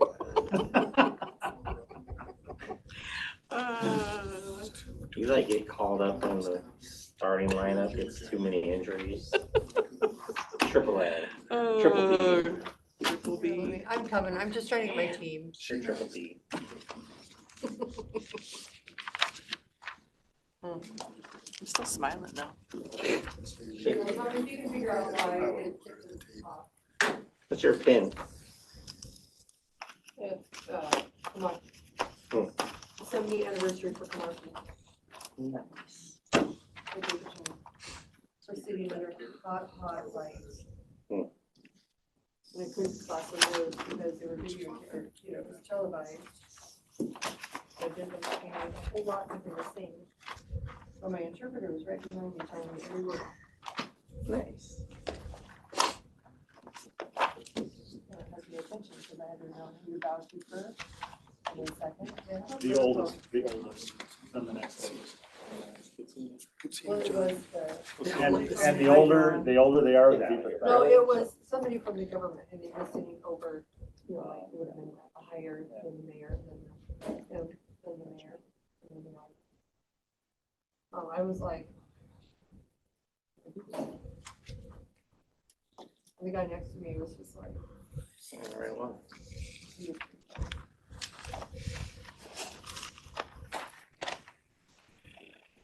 And they have chicken nuggets that were in the shape. You did mess up on a. Oh, really? executive session for it, by the way. Which one? What did I mess up? It said it started at 10:35 and ended at 9:40. See, and I couldn't quite pay attention every time because people keep coming into the office. Well, most people know that we wouldn't have a 11-hour executive session. So. And that you can't start at 10:30 a.m. and end at 9:30 a.m. That's why I was surprised and shocked and awed that it was filled out that way. We screwed up again today. Messing up the time is easy. It's not a very simple thing for some reason. See, I've honestly never filled one out, so I couldn't. Yeah. Couldn't I say. don't know. Don't worry. Next week I'm gonna go through your minutes a little sharper. Yeah. You know what? I remember when they used to be gone through A with little fine tooth sharper. comb. And I'm okay with that because you should not have errors in your.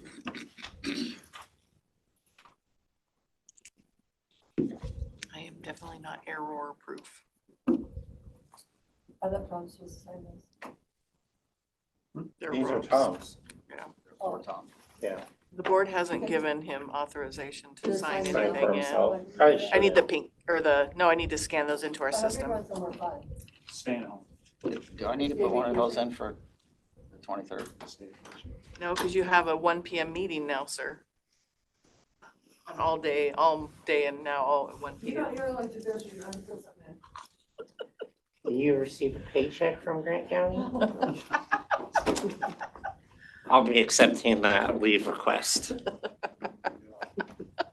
It is 11. Geez, now that you put it that way.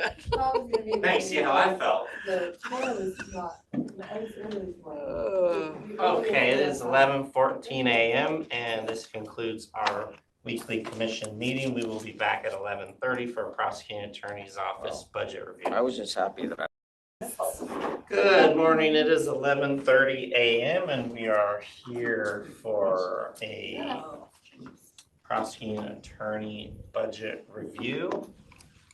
Do you have any items that need reviewed on your budget? I looked again last night. I think that I have cut where I possibly can. And so I know that it's more than what it was in previous years. And I spoke with Mandy afterwards too. And she was going through some of the expenses in the sheet and she's like, I don't know where else you can cut. So we did find, as Carly pointed out, the $153,000 that came from Insurance, that was double. the insurance. Yeah.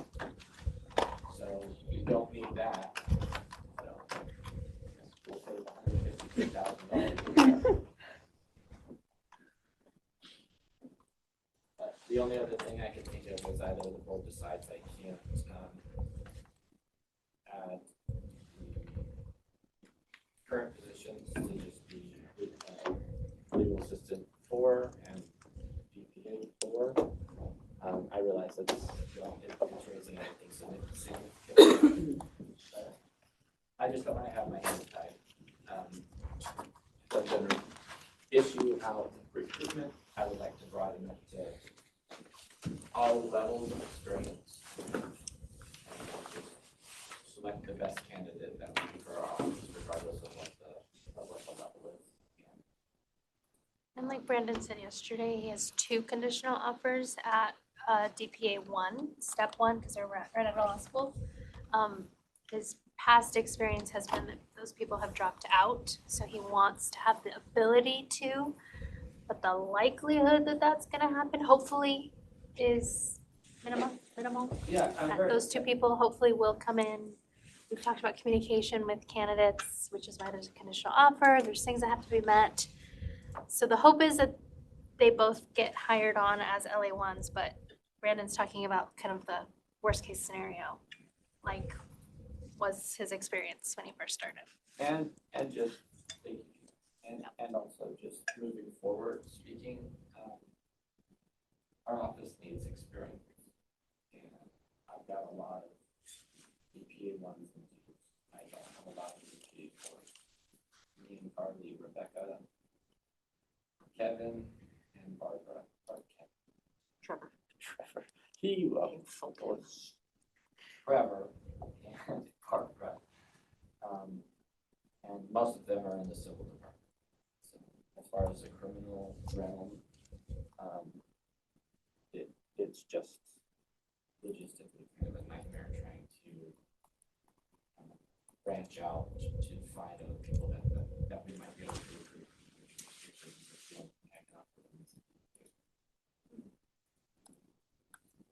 As far as the expenses sheet, I think that I went through it again last night after our meeting here and speaking with Mandy, but I don't know where else we can cut. I really don't.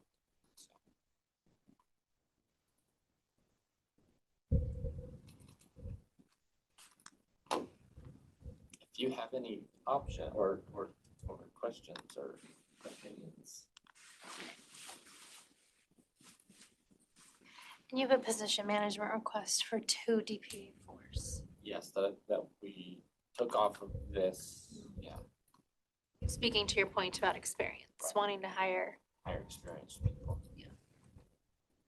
And we do have one DPA in our office who applied to fill Judge Hill's spot, leaving the bench. Jeremiah Jensen applied. Oh, okay, so they haven't. It's not Carly.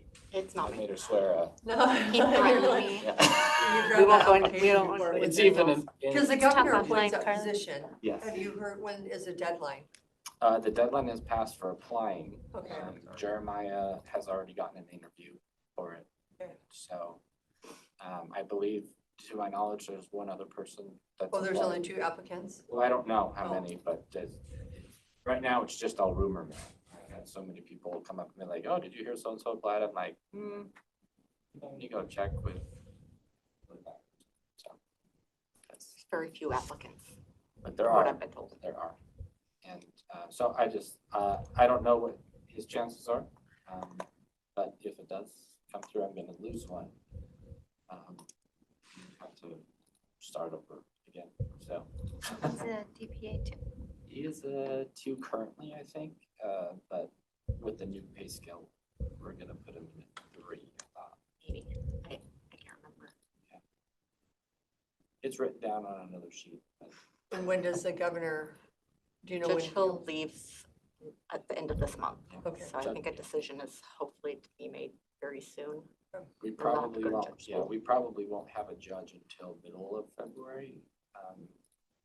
Just after, at some point, they usually, in the position of Ann Gelati and Tyson Hill, they sent out to the Bar Association, kind of like a questionnaire about Qualifications. qualifications and stuff. Community.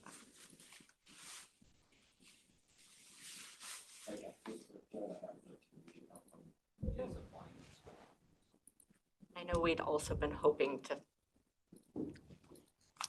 essentially poach just somebody that has more experience for the district court side. Since our offices are split, we have 4 DPAs on the district court side, 2 of which are remote. One has 20 years experience, so though she just passed the bar in Washington. The other has a number of years experience in a different jurisdiction as well. But really, it's a very young side, and currently there's no immediate supervisor or leadership there. And then once we have 2 more DPAs come in as ones, they're going to need someone that can help guide them and law school teaches you a lot, but it doesn't really teach you how to be a lawyer. Whatever. I didn't actually know. You get your street smart somewhere Rumor else. has it. And then just one other thing, perhaps for 2026 that we can look into, and I know how hard HR worked on the pay scale thing for the prosecutor's office. My concern for this particular reason for the remote attorneys is just like every other group, they're only given 3 options. I wasn't, steps, thank you, steps. I wasn't there for the meetings where all of this was hashed out. I believe that the purpose behind it was not to allow them to step increase as frequently as normal days. However, one of them, Jocelyn, came in at a step 2, and granted, she has about 20 years of experience under her belt, but Kevin also offered to step her up to a step 3. I think it's in May, and that's on her hiring. Okay. So I feel like I'm kind of stuck in there, but just to give you an example, she's making 105-ish right now on that new scale, and the jump is 133. It's a large jump. And so I would, like, no other attorney in the office jumps that high, so I don't know what Kevin was thinking when he said, yeah, sure, let's throw $30,000 at you. But it was in a contract when she Yeah. was hired? Yeah. So that would be a HR, yep. Yeah, and Nathan apparently was told the same thing, started at 105, but we don't see that documented anywhere. But just based on the conversation I had with him, it was similar to what he had with Kevin, or with Jocelyn. And I mean, I can't imagine why he would lie about something like that. I mean, well, he wants money, clearly, but just the step increase, maybe if for the remote attorneys, we either separate them into remote attorney 1 and 2 to have steps, or just have 6 or 7 steps that they can move up, and not just 3, because at this point, Jocelyn's only been licensed formally for not even officially I yet. think she might She be got doing it cleared to be licensed now, but it costs money to license. And by the time we did that and paid for it, it would be 3 days later and we have to pay it out. So we just said, let's just keep the status quo. And we'll just pay you for 6. So we're not wasting money on just like 3 days of actual practice. But in talking with her, I'm like, in May, due to your contract that you signed, you are being paid more than almost every other attorney in the office, save Rebecca and Barbara and Trevor. I mean, 133,000 was just barely under what I was being paid when I left in Trevor. So, Sorry, Brendan, can I? And it would be her last step as a remote attorney, meaning she can't ever increase according to that step structure. So why would she stay after a year, even though at this point, she's just getting licensed. So technically, even though she got hired in May, she isn't acting as an attorney. She's doing attorney work, just not actually in court on the docket or signing things. The Or remote, possibly a mistake made that and that's what she's gonna get, because it doesn't appear that, I mean, HR would know, but I'm just looking at your numbers. If she's new, why would that would be at the very top, so. Right. Why would he do that? Why would he? Why Unless would he Kevin said know? that this is your maximum you're gonna make. Yes. and I want to clarify that the step 3 for a remote deputy prosecutor is $118,500. And there's a 43.64% spread between each step. Oh, it tops at 1. Yeah. Oh, man. 118,500. So your DPA 1 at a step 3 makes 104,362. 100,000. Who's they? Both Nathan and Jocelyn. They're making, well, Jocelyn, if she's at a step 2, would be 100,500 on the new scale. And then a step 1 is 82,500. Is that what the offer letter said? Now look at the PAR report. PAR report.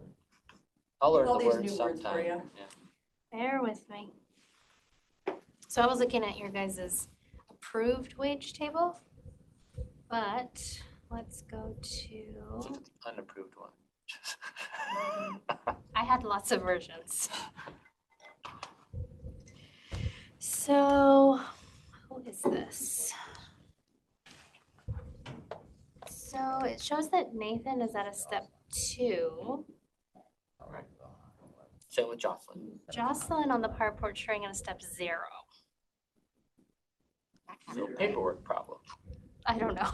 And Gina, in the So- budget, salary's showing 111 for her. One second. For Nathaniel Rupp, Jocelyn Euler, and Daniel Dale. No, that's a different one. He's an investigator. Yeah, he's different. Love to pay him DPA salary. He's great. Yeah, it looks like they're both He at a is mean. step 2. He's mean. Is that what you No, said? he is being paid. He's at 113. Oh. 114. So when we're going with the budgets and you're saying that number and I'm looking at this number. And he's saying another number, I get really confused. So 3 different numbers. yeah, so it's salary with longevity.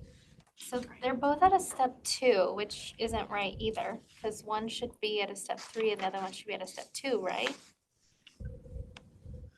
Well, okay, I don't know. And then the Because I current don't know amount what the says- conversations were with Kevin and these people. I do know that Nathan also had some experience. He's worked in Oregon, he's worked in, I think, Idaho for a while, but certainly not as much as Jocelyn. But again, I don't know what I wasn't here for the conversations of how this remote attorney plan should happen. I would imagine that the logic behind it in a world that for Brandon's sake would make sense is that they stay at remote attorney 1 for 3 years, 4 years, and then jump up to the step 2. And because the amount of increase for them is significantly higher than all of the other deputies. 42%. Well, and that was the intent with how that is built, because the range is 0 to 15. But again, Kevin's an elected official and he did what he wanted, and he had those conversations outside of our purview. So I don't know why he chose a 3 and a 2 for those people. I know that that was the direction that I got. You said Jocelyn is scheduled to move to a step 3 in May, so that's why they're both at step 2 still. So she would be at a step 2 on the PAR report. Yeah, because that would be your 1-year anniversary. But on the budget, she's listed as a step 2 She currently is a instead step of a 2. step 3. Yeah. Yeah, and it looks like your budget was updated since I updated it. And again, it's Mandy's sheet, so Mandy probably updated it. So let me go to, so her offer was Yeah, but we didn't touch salaries. at a step 2. Yeah. So I'm gonna, because I saved a copy, so let me look at what I had. Just have to find it.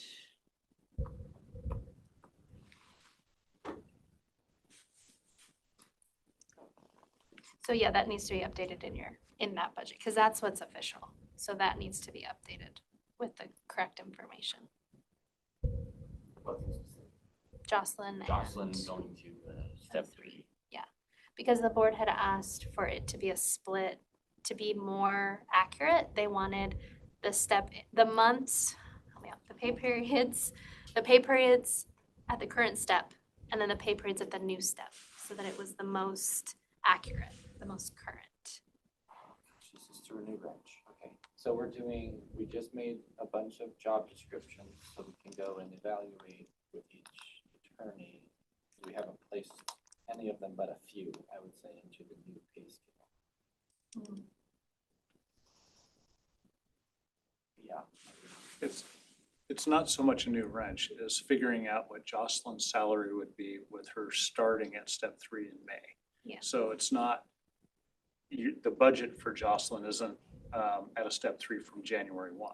So you have to figure out what that total is in the budget with her to step 2 and then the transition to step 3 starting in May.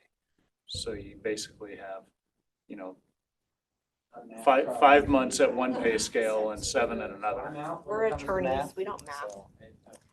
We're gonna have to do that with every single DPA then, because what we found and what we've been, essentially both Brandon and I have been harassed about at least weekly by every single DPA, is Kevin let them all know that this new pay scale had been approved and that it was gonna be implemented, and here you go, here have it, and in each one he goes, you know, DPA 1, 0 to 3 years experience with no other information. So you have DPAs that have so much time, no matter how good the work is or what their, you know, performance is or anything like that, saying, oh, well, I've been licensed for this many years, so I should be increasing 2 steps right now and therefore getting a $40,000 a year pay increase. And Kevin just never did anything. Okay, so are the attorneys or employees at will? With elected officials, it is a little bit different where you come into an office as a new elected official. And you do have employees that are at will. I don't know what your at will employees are. I'm not suggesting you just clean house, but you do have, you know, I mean, that's not the intent, but you do have, every elected official has at will employees. I don't know what, let me just Google it because that's about the only, Well, no, we are at will. Yeah. And, yeah, so, at least for the DPAs, it's an employee. okay. And this is probably a deeper conversation than you need to have with the board. It's probably a conversation that you need to have with HR and just figure out the salary structure. You are a newly, and we don't like to redo the salary schedules for every elected official, but I would say the prosecutor's office, we've jumped back and forth on, but whatever you have, the only caveat is that we have to match it with public defense. Because we have that, it's not a consent decree, but that the best lawsuit. So that's the only impact it has, your decisions, Well, your I changes. don't think that I don't think I have any problem. Any category that's great. Is this one? Having so much more of an increase. Well, and maybe it was an error. Well, I don't think it was. I think that the intent was that they start off, say, room up to 31, wait a few years, and then we bump into 3. But how Kevin signed this contract or wasn't the thing, it was, you come in at a step 2, in 1 year I'll give you step 3. And it's like, okay, and then you're topped out and you're making more than almost half of the office. That's just insane to me, so. And that's always the risk. I mean, elected officials, department heads can hire the max, but that person's not gonna grow. It's a discussion we have every time somebody wants to make that offer, and it's something to weigh. And again, Kevin did what he wanted to do, and that was his prerogative at the time that he made these offers.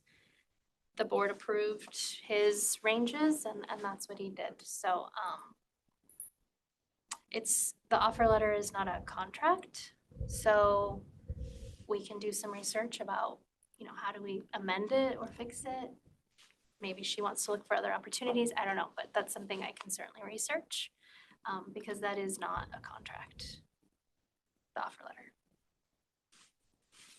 Because I Google things, that's how I learn whether it's correct or not. In short, assistant or deputy prosecutors typically serve at the pleasure of the chief prosecuting attorney for specific local information is necessary to consult the laws or collective bargaining agreements. So I would say that you do have a little bit of power. I don't know what that power entails.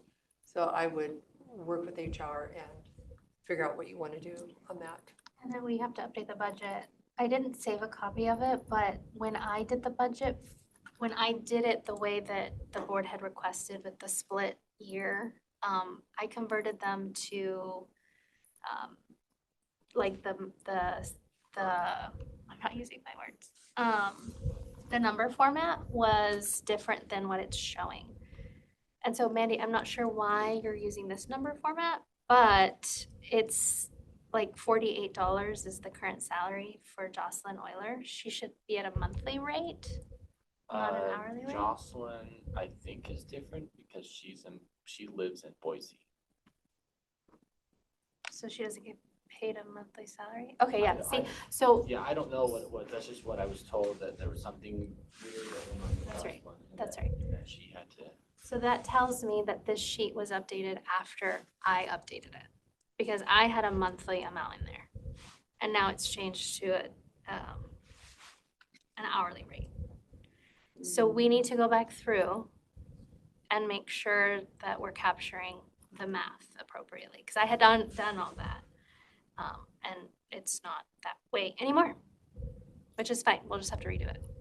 And I didn't save a copy to like just quickly copy paste, so that's my bad. Is this, because this is the last time you edited it, you're just talking about the formatting literally changing? Yeah, I formatted it to be currency, not, because it's a custom. But not only that, but like here. Well, yeah, a See, whole that's dollar would not- drop that off. That's not what I show. I'm looking at a previous version of the same spreadsheet, because I haven't changed anything, except I might have, because I do like this format, and I do change it often, so Yeah. to get rid of the dollar signs and the cent surrounding number. So that is something that, but I didn't change any numbers. Is mine, if you look at mine, it shows $48, but your version. Yeah, that's the current version, because I do change the formatting. Because that's the format you like. Yes. So we'll just need to go through and make sure that. But all none of the, if you changes change it back to dollar, that 32 cents will come back. Yeah. So the math is there. I don't know what to say. I guess just since we only have 5 minutes left, I don't know where else to cut.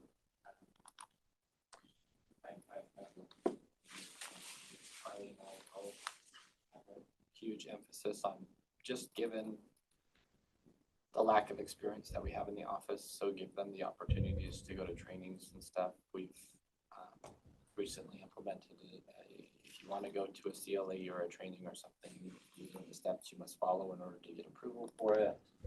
But in all sense of every term, I need them to be more educated and more experienced in what they're doing, because I myself want to take 4 murders to trial this year. And I'm anticipating that other people have. I know Carly has several sex cases that just need to get done and tried.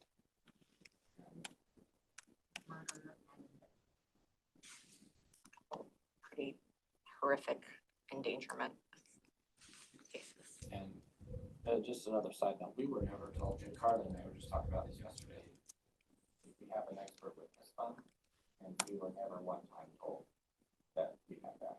So a lot of decisions that we were made or making years ago, like, I've got to get a plane ticket for this guy, I've got to call him in, whatever, and never told them. Here's the process of how to get approval for an expert witness fund, on how to look at that. So I don't think that it's been utilized. And it was just another thing that all the frustrations of looking at everything. But I don't think that the $40,000 is there. But we're just going to let the deputies know. Here's the process of how to ask for an expert witness, so we can calculate how much money we have. But I mean, in any murder case that we have, we're going to have to bring in the person who performed the autopsy, the medical examiner. And some of them move after a while. And then when a murder case doesn't go until 4 years later, we just brought in a guy in August who flew in from Hawaii. to come in and testify. So I've had to fly a nurse back from Hawaii 2 different times because she was the only sane nurse in Grant County for many years and got burnt out apparently. just, long story short, when I was looking at the expenses, I really, I don't know. I guess at this point, I'm leaving technically the 17th in the afternoon. So if we need to come back for something like this, I guess. I think we should be okay. Just, Mandy, the numbers that we have in the budget are reflect in the current budget that we've been looking. No. I need to add his changes, Okay. but it sounds like it's gonna go up a little bit Okay. if they fix the increases. It's not that significant, I don't think, is it? Probably like 5% of salary. That's, yeah, and I think that came from trying to get the increase from the LA funds that being for just to give them some opportunity and same with that. Well, I think we're meeting next week, so to go over the numbers again, but So if, I guess, if you can enjoy your vacation. We won't harass you. you need someone, that Carly's Okay, here. thank She you. loves to take over. I know, I can tell, yes. We will help you with the budget. You just help us with the murders and the other individuals that we need help with in the county. Well, thank you for letting us come twice in a week. I really wanted to get this done, so. And learn, so thank you. All right, we will go into recess until 1 p.m. when we are back for our comp plan hearings. Good afternoon. It is Tuesday, December 16th, 1:02 p.m. and we are here for an open record public hearing for our comprehensive plan amendment adoption. Welcome everyone that is here and online. We're going to begin with file P25-0192, UDC amendment, and P25-0193, SEPA from Marion Hiley. To give us an overview of this application, we have Jim Anderson Cook with us today. Thank you, Commissioners. As mentioned, first up today is file number P25-0192. A comprehensive plan amendment application, specifically Unified Development Code amendment, and file number P25-0193, a corresponding SEPA application, checklist and application. The specific Unified Development Code amendment, the applicant proposes to amend Unified Development Code section 2312.075, the clustering standards, seeking to increase development flexibility within the open space conservation land use designation and to allow for cluster developments comprising smaller residential lots. At the open record hearing held on October 8th, 2025, the Planning Commission considered the staff report and application materials for this Unified Development Code change request. There were no public comments received about this proposal. Following the public hearing and the discussion, the Commission voted to recommend approval of this Unified Development Code amendment request based upon the 8 findings of fact, as well as plan consistency, process compliance, and clear public benefit. Of course, after staff's review of the application, along with balancing the goals and policies of the comprehensive plan, staff also recommended approval of the Unified Development Code amendment application file, again, number P25-0192. And I would take questions from the board. Jim, I just have a comment for the planning department. I realize this comes to us in a nice little bundle. I'll show this. And I just want to thank you for the hours and hours of work that your team has done to put this together. So it's very simple. It's completed. Just thank you. I appreciate that. Appreciate that. You're very welcome. But I have no questions on this. Okay. I don't have any questions either, and I agree with Cindy on that. It's very well prepared. Thank you. Nothing further? Okay. I would ask that then the chair open it up to the applicant who is online to speak to their application. Try to promote again the panelists. Could also maybe just do an unmute.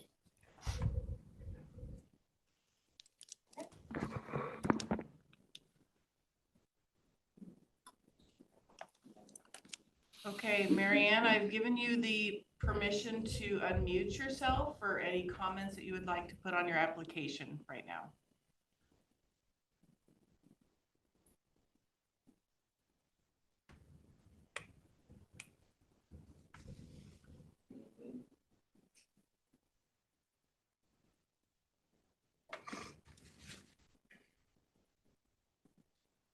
I would think that she has no comments.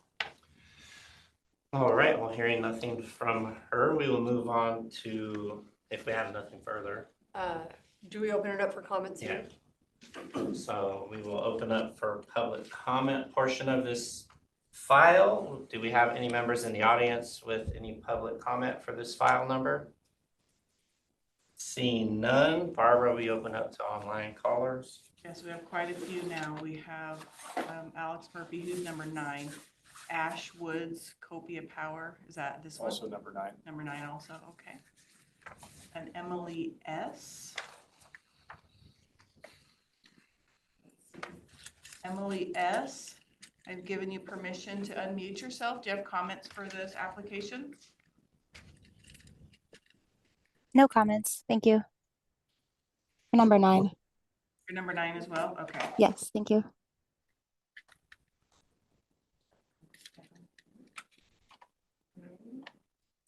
That is it. All right, I'll entertain a motion to close the public comment portion of this file. So moved. I'll second that. It's been a motion and a second. Any discussion? If I may. So just as a reminder, so Board of County Commissioners actions. So at this hearing, you may uphold the recommendation of the Planning Commission. You may uphold the recommendation of the Planning Commission with additional conditions. You may modify the recommendation of approval with or without the applicant's concurrence, so long as the modification does not increase the area or scope of the project, increase the density of the project, or increase the adverse environmental impacts of the proposal. Or you can deny the requested amendment, or you can deny it with prejudice, or of course you can remand the application to the Planning Commission for further proceedings. If the Board of County Commissioners chooses to uphold the recommendation of the Planning Commission, I've drafted suggested motions in all of the staff reports. And in some instances, there are two motions. So pay close attention to that. Those come further on in files, I believe, 7, 8, and 9. Mr. Chair, I make a motion to uphold the recommendation of the Planning Commission and approve the subject Unified Development Code Amendment application file P25012, updating the Grant County Unified Development Code, section 23.12.075 clustering standards with the 8 findings of fact in the affirmative. I'll second that. Been a motion and a second. Any discussion? Hearing none. All those in favor say aye. Aye. Aye. Motion passes to uphold the recommendation of the Planning Commission. That concludes our first file.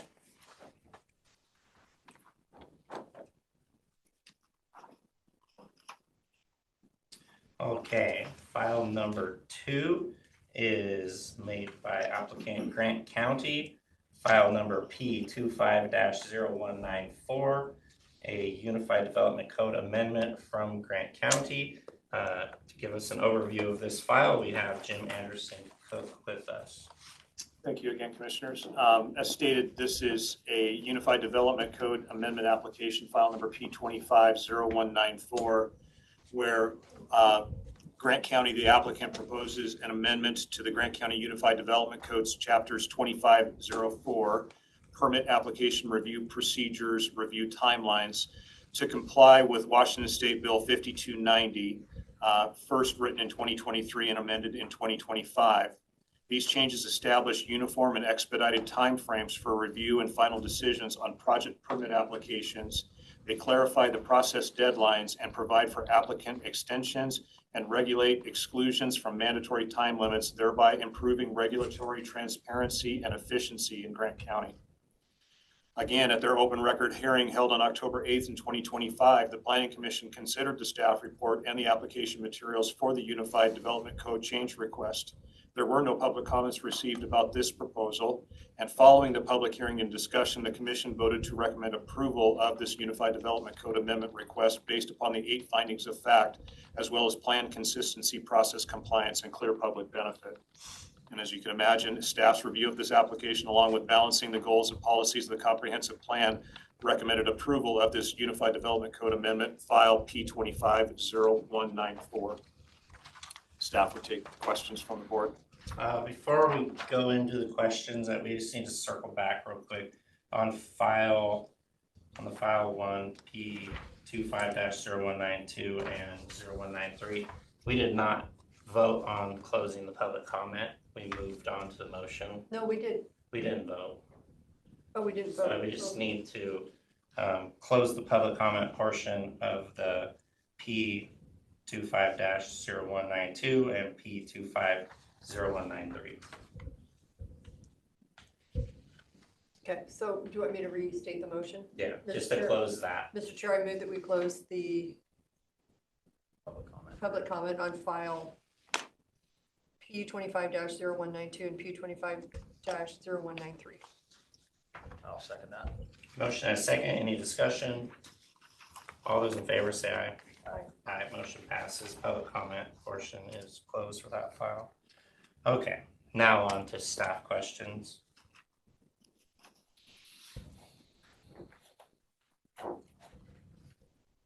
I have no questions. I don't have any questions on this one. Okay. Nothing further for you, Jim? Okay, I just would point out that in case there were questions about the timing, I will add that type 1 permits, which are ministerial permits, now have been amended to be required to be reviewed and a decision made within 65 days. Type 2 permits, administrative permits, so think of short plats, required to be done within 90 days. Other administrative type permits, discretionary use permits and such whatnot, 65 days. Shoreline permits within 100 days. And then type 3 permits, which are quasi judicial, so think hearings examiner, those are now required to be, from notice of technically complete, are now called procedurally complete, to in front of the hearings examiner within 170 days. Previously, our code allowed for 120 days, so that time frame actually was extended by Bill 5290. So this is a point of emphasis. And that's to come in compliance. Yes, that's correct. Okay. Any questions? All right, then we will move on to the open record, or the public comment for this portion of this file. Do we have any audience members with any public comment for this file? Seeing none, Barbara, will you check with our online users? They are, the rest of them there for number 9 as well. so. Okay, well then, I'll entertain a motion to close the public comment portion of this file. So moved. I'll second that. It's been a motion and a second. Any discussion? All those in favor say aye. Aye. Aye, motion passes. Public comment portion has been closed on this file. I'll entertain a motion for the Unified Development Code Amendment. Mr. Chair, I make a motion to uphold the recommendation of the Planning Commission to approve the subject Unified Development Code Amendment application P25-014, updating the Grant County Unified Development Code Chapter 25.04, permit application review procedures, review timelines, with the 8 findings of fact in the affirmative. 0194. Okay. Sorry, 25-0194, correction. Thanks, Dylan. I'll second that. It's been a motion and a second. Any discussion? All those in favor say aye. Aye. Aye, motion passes to adopt the Unified Development Code Amendment as stated by Commissioner Carter. That will conclude that file.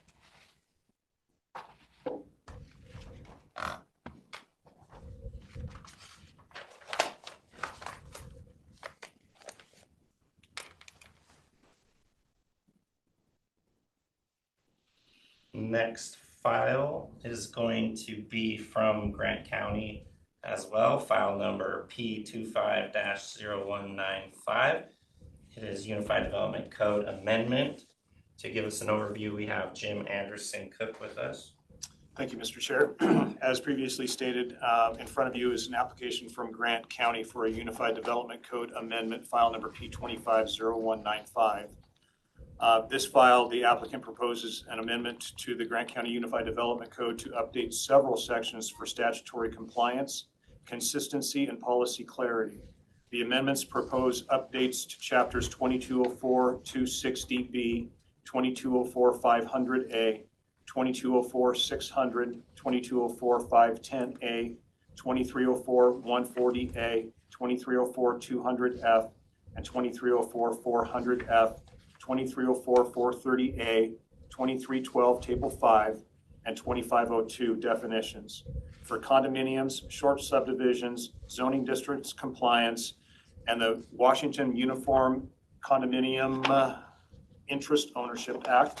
I'm not going to even attempt to pronounce the surname to that. Hospitality commercial establishments and hospitality parking standards.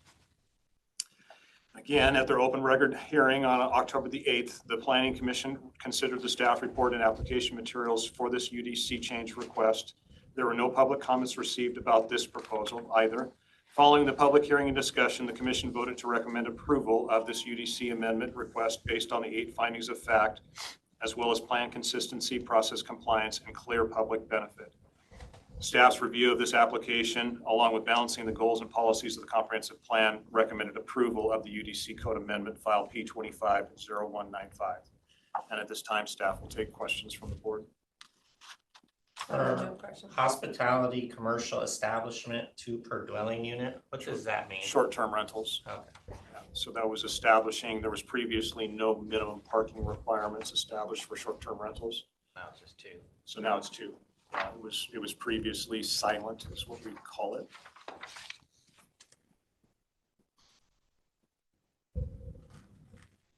And the large, there's two major things that occurred here outside of the parking, and the parking wasn't major, it was just a cleanup.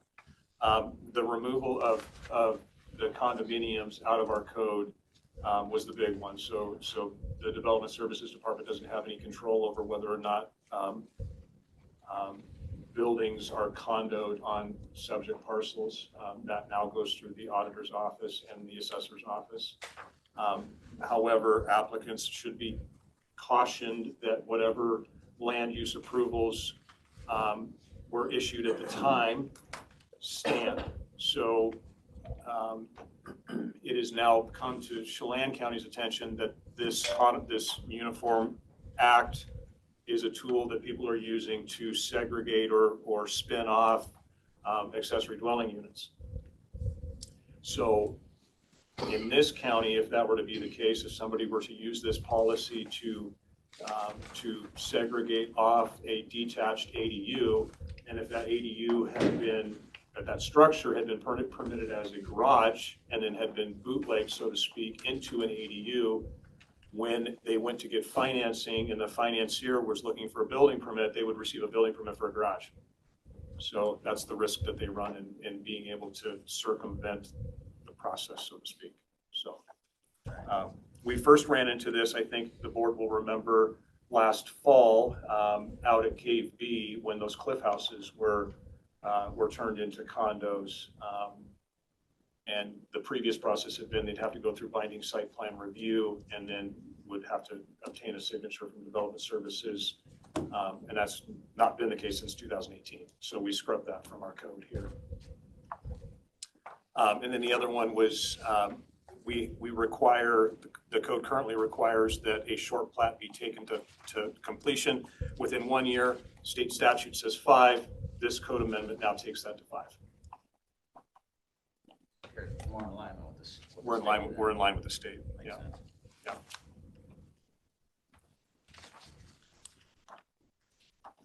I think you have a favorite customer that I want to name this one after. Well, you won't. You haven't seen the last of them.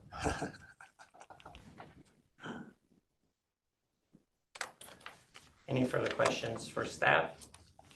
None. All right, Thank you. then we will open up the public comment portion of this file. Do we have any members in the audience with public comment for this file?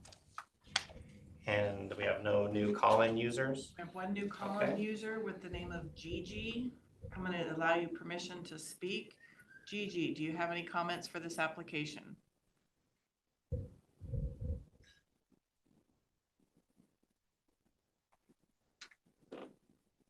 Mr. Chair, I move that we close the public comment portion of this file. I'll second that. There's been a motion and a second. Any discussion? All those in favor say aye. Aye. Aye, motion passes to close the public comment on this application. We'll entertain a motion for the amendment.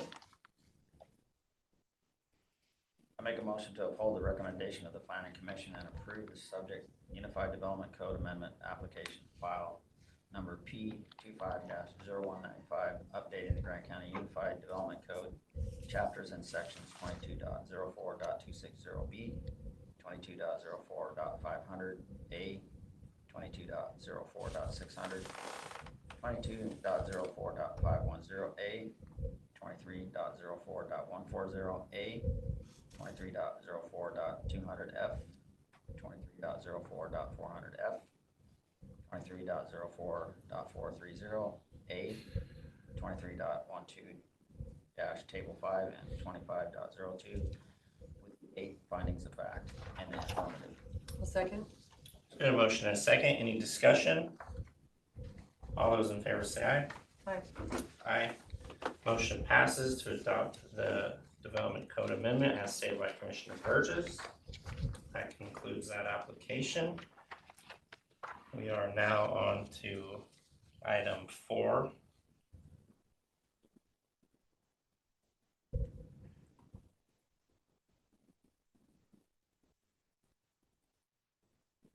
The applicant for this file is Grant County. It is file P25-0180 and 25-0181 from Grant County, 6-year update 2026 to 2031 to Chapter 7, Transportation Element Appendix E of the Grant County Comprehensive Plan. To give us an overview, we have Jim Anderson Cook with us. Thank you, Mr. Chair.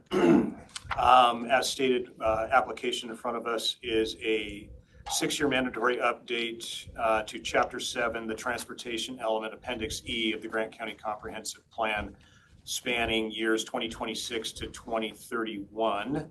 That is file numbers P25-0180, the Comprehensive Plan Amendment, and P25-0181, the corresponding SEPA application. As stated, the purpose of this update is to provide necessary changes to Appendix E, the Transportation Plan of the Comprehensive Plan. Pursuant to the Growth Management Act, cities and counties' comprehensive plans are required to contain at least a 6-year traffic improvement plan, commonly known as a TIP, that identifies proposed projects and funding sources during the 6-year period. This proposed update is for the time period of 2026 to 2031 and will be updated annually to reflect changes, if any, to projects added or completed during that plan year.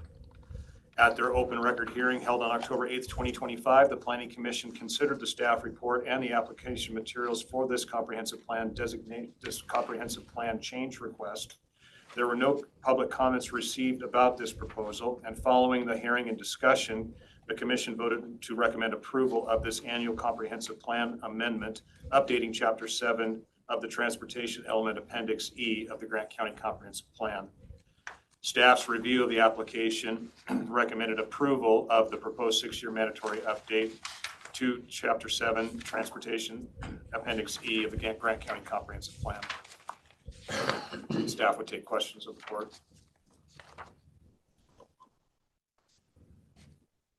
I don't know that I can answer them. It was prepared by the engineer, but I can try. Yeah, I didn't have any questions on this one.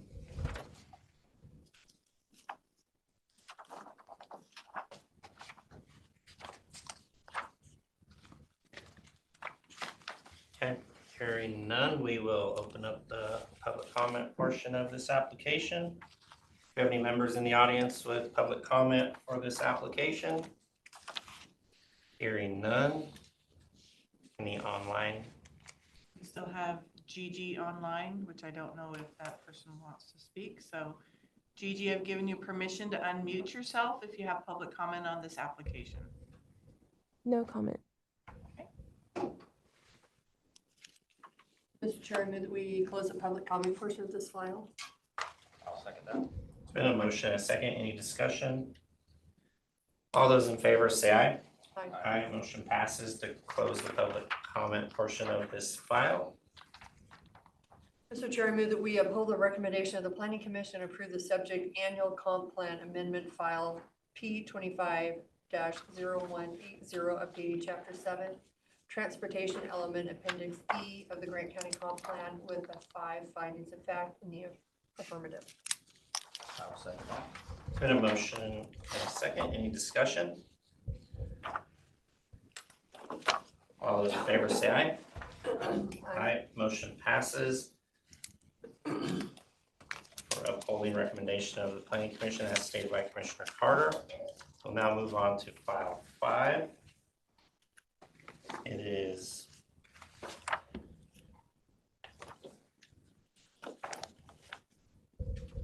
looks to be the last one of Grant County. So applicant is Grant County. It is file P25-0182, Comp Plan Amendment, and P25-0183, SEPA from Grant County, Annual Update to Appendix J, Strategic Infrastructure Program Eligible Projects, Chapter 5 Economic Development Element, Grant County Comprehensive Plan. To give us an overview, we have Jim Anderson Cook. Thank you, Mr. Chair. As stated, applicant is Grant County. It is a comprehensive plan amendment application file P25-0182. The annual update to Chapter 5 Economic Development, Appendix J. The purpose of this update is to include projects that have been submitted to and approved by the Grant County Economic Development Council to be included in the list of strategic infrastructure program eligible projects. Appendix J inventories and tracks projects that have been submitted to and approved by the Grant County Economic Development Council as eligible for the county's strategic infrastructure program. This annual update ensures the comprehensive plan reflects the most current listing of prioritized and funded infrastructure projects supporting local economic development throughout Grant County. In 2022, Grant County Development Services staff introduced a new Appendix J into the comprehensive plan. Appendix J serves as the Strategic Infrastructure Program, SIP, eligible projects list, which shall be updated annually. This program helps support rural area infrastructure programs through a sales and use tax of 0.09%. A portion of these funds are directed to the Grant County Economic Development Council to support economic development. The EDC serves as the dispersal agency for these funds to a specific list of projects that have applied for assistance, which is referenced in Appendix J of the comprehensive plan as included in Attachment B of this staff report. After staff's review of the application, along with the balancing of the goals and policies of the comprehensive plan, of course, staff recommended approval of the annual update to Appendix J of the Grant County Comprehensive Plan, as well as during their open record public hearing held on October 8th, the Planning Commission considered the staff report and application materials. There were no public comments, and following that hearing, the Commission voted to recommend approval of this annual comprehensive plan amendment and update to Appendix J. Staff would take questions from the board.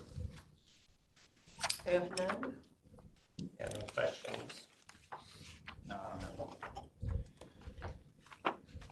Okay, if there are no questions, we will open up the public comment portion of this application. Do any members in the audience have public comment for this SIP application? Do any call-in users? I guess we didn't find out from Gigi which application. So Gigi, I'm gonna give you permission to unmute yourself again. If this isn't the one that you are wanting to comment on, do you know which one you are? No comment. I'm here for item 9. All right, thank you so much. Thank you. Mr. Chair, I move that we close the public comment portion of this file. I'll second that. It's been a motion, a second. Any discussion? All those in favor say aye. Aye. Aye. Motion passes to close the public comment portion of this file. Mr. Chair, I move that we uphold the recommendation of the Planning Commission and approve the subject annual comp plan amendment file P25-0182, updating Chapter 5 Economic Development Element, Appendix J of the Grant County Comp Plan with the 5 findings of fact in the affirmative. Is there a motion and a second? Any discussion? Hearing none. All those in favor say aye. Aye. Aye. Motion passes to update Chapter 5 as stated by Commissioner Carter. That concludes that application. It took us like 4 minutes. We're getting really fast at this. Oh, don't Say fix that. it. Save the best for last. Okay. We now move on to applicant Tomer Construction Company Inc., file P25-0184, comp plan map amendment, and P25-0185 from Tomer Construction Company Inc. To give us an overview of this application, we have Jim Anderson Cook with us. Thank you, Mr. Chair. As stated, before you is comprehensive plan map amendment application file number P25-0184 and P25-0185 corresponding SEPA. It is a site-specific land use redesignation requesting a map amendment to expand the existing mineral resource overlay by approximately 11 acres that on a parcel currently designated as ag on the comprehensive plan map. The overlay would recognize the site's existing mineral resource potential and make mineral extraction on the 11 acres in addition to the surface mining operation under the existing MRO, a conditionally permitted future use in accordance with Washington state law and local ordinances.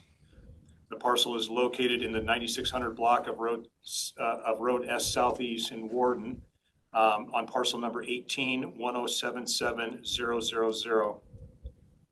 Again, the applicant has submitted a request for a site-specific land use redesignation consisting of an 11-acre parcel area of an existing 53.80 acre parcel.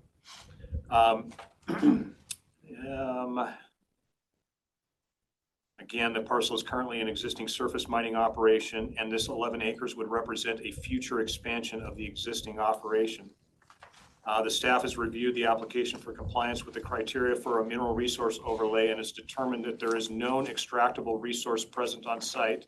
The site is not located within an urban growth area or a limited area of more intense rural development, is not located within a boundary of a known wetland or fish and wildlife conservation area that has not been previously identified, and is not located on publicly owned land within an open space conservation zoning district.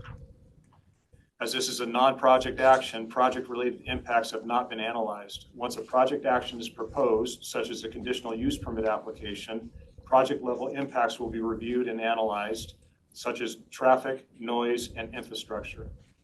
After staff's review of the application, along with balancing the goals and policies of the comprehensive plan, staff recommended approval of the land use redesignation to a mineral resource overlay.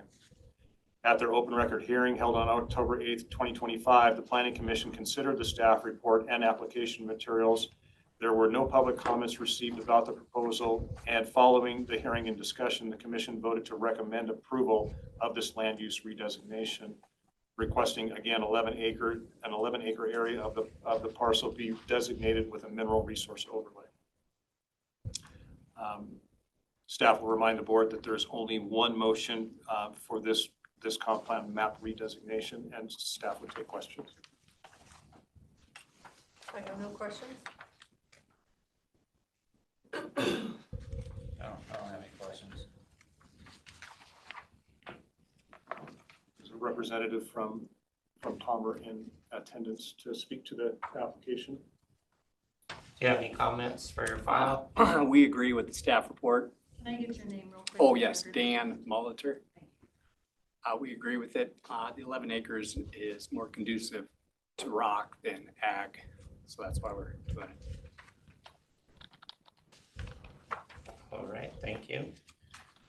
I will now open up the public comment portion of this application. Do we have any members in the audience with public comment?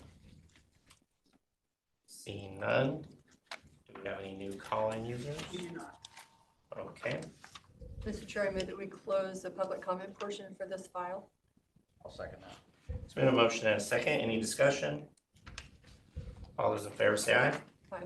Aye. Motion passes to close the public comment portion of this application. I'll make a motion to uphold the recommendation of the planning commission and approve the subject redesignation file number P25-0184, designating approximately 11 acres, 53.80 acre parcel with a mineral resource overlay MRO with the 13 findings of fact in the affirmative. Second. It's been a motion and a second. Any discussion? All those in favor say aye. Aye. Aye. Motion passes to approve the redesignation of file P250184, and that concludes that application.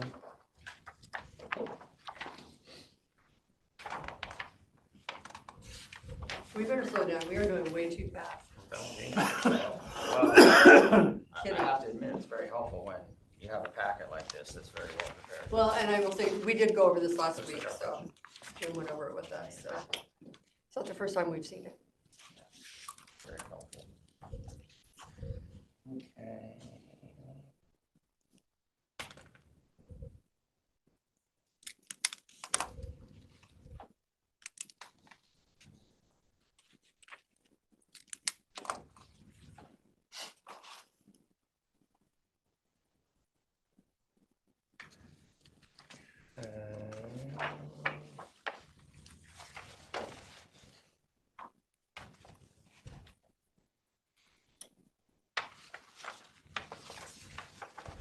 Sorry, I'm just making sure I'm looking at the right stuff.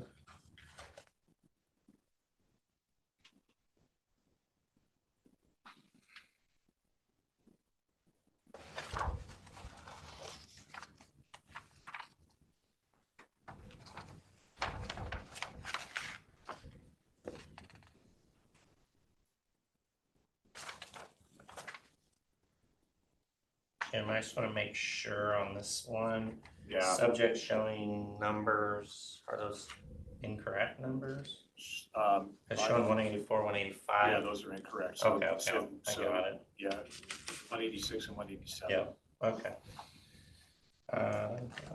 All right, so we are on file 7. Applicant is Tomer Construction Company, Inc., file P25-0186, comp plan amendment rezone, and P25-0187 for SEPA with Tomer Construction Company, Inc. To give us an overview, we have Jim Anderson Cook. Thank you, Mr. Chair. As stated in front of us is a comprehensive plan amendment, a site-specific land use redesignation and concurrent rezone. File numbers P25-0186 and P25-0187. The applicant is Tomer Construction Company, Inc. They are also the agent. I will point out the owner is Dan and Jada Molitor at 559 Morningstar Boulevard in Ephrata, Washington, 98823.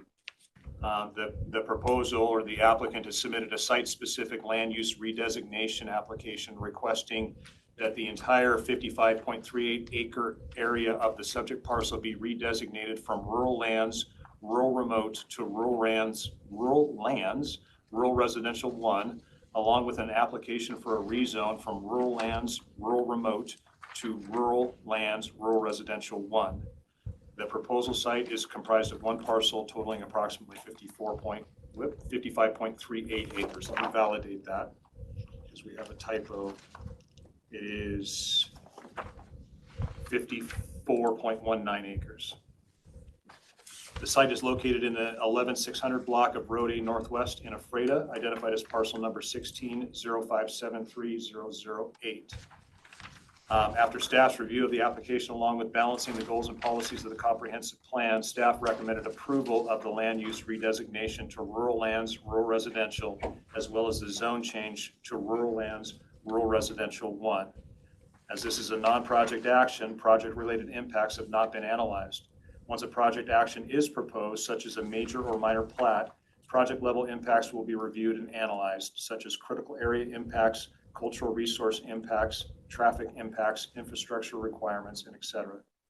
At their open record hearing held on October the 8th, 2025, the Planning Commission considered the staff report and the application materials for both the comprehensive plan designation change request and the rezone. There were no public comments received about this proposal, and following the public hearing and discussion, the Commission voted to recommend approval of this land use redesignation application from rural lands, rural remote to rural lands, rural residential 1, as well as the zone change from rural lands, rural remote to rural lands, rural residential 1. I will point out that there are 2 motions for this file. Any questions for staff? No.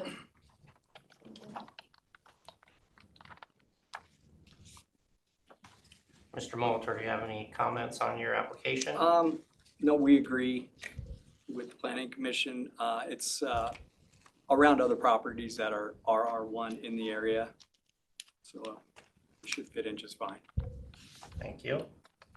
We will open up the public comment portion of this application. Do we have any members in the audience with public comment?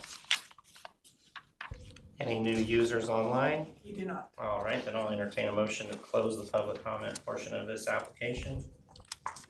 I move that we close the public comment period on this application. A second?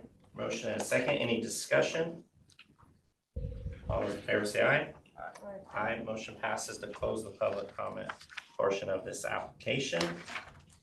Mr. Chair, I move that we uphold the recommendation of the Planning Commission and approve the subject redesignation file P25-0186 from rural lands to rural remote to rural lands, I'll push dash rural residential 1 with denying findings of fact in the affirmative.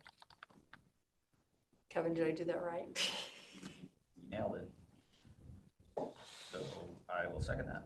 It's been a motion and a second. Any discussion? All those in favor say aye. Aye. Aye. Motion passes to approve redesignation. Mr. Chairman, I'll make a motion to uphold the recommendation of the Planning Commission and approve the subject rezone application file P25-0186 from rural lands to rural remote to rural lands, rural residential 1 with the 10 findings of fact in the affirmative. I'll second. Been a motion and a second. Any discussion? All those in favor say aye. Aye. Aye. Motion passes to approve rezone application as stated by the commissioner. This concludes file P25-0186 and 0187.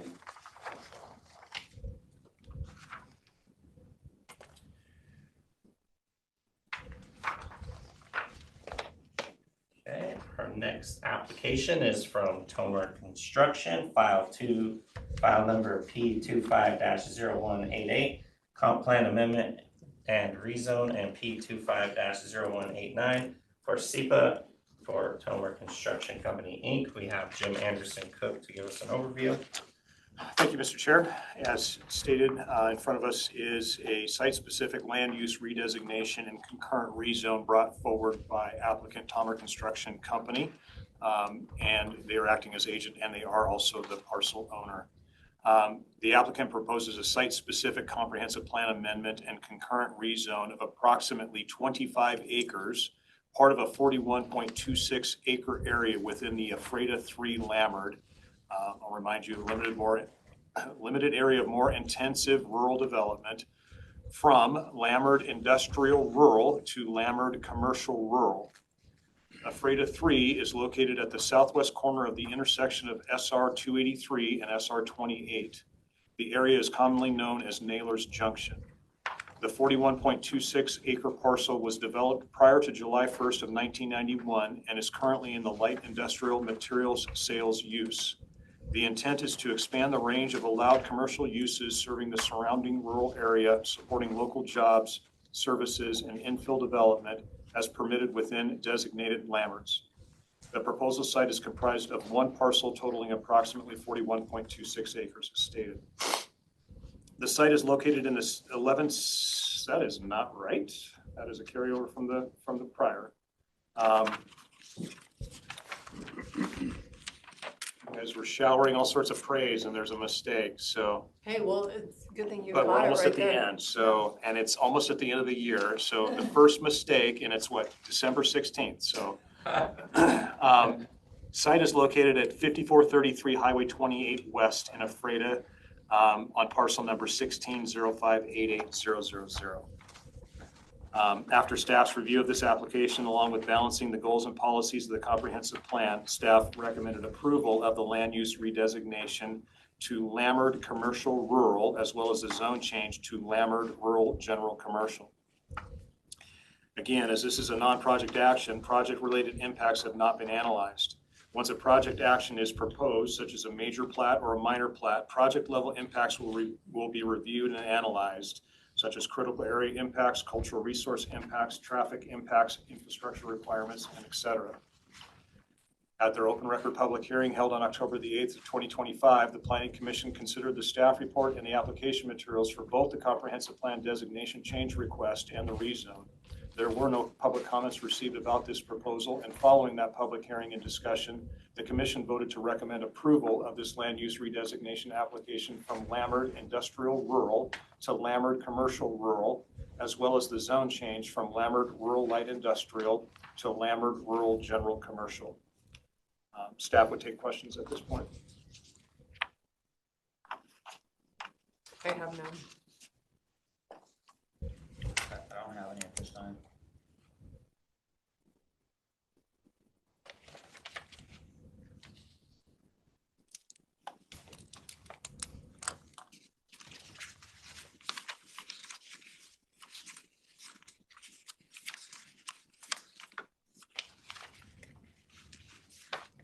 No questions?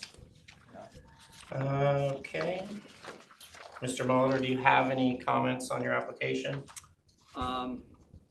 We agree, obviously. We think it would give the county a different, use to serve in the area. We've been working with DOT for some time now, trying to figure out the whole area out there. It's not easy, but we'll get there. That's about it. Thank you. We will now open up the public comment portion of this application. Are there any members in the audience with public comment? Seeing none, no new calling users. Okay. I'll make a motion that we close the public comment period of this file. I'll second. Been a motion and a second. Any discussion? All those in favor say aye. Aye. Aye. Motion passes to close the public comment portion of this file.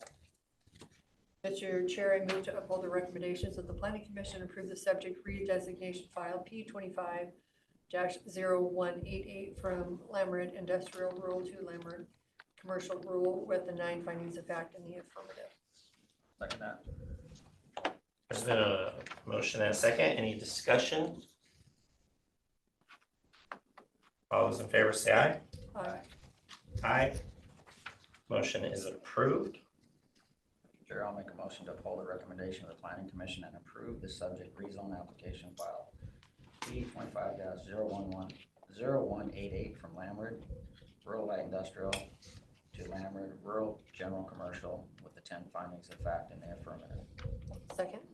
There's been a motion and a second. Any discussion? Hearing none. All those in favor say aye. Aye. Aye. Motion passes to approve the rezone application as stated by the commissioner. This concludes this application file.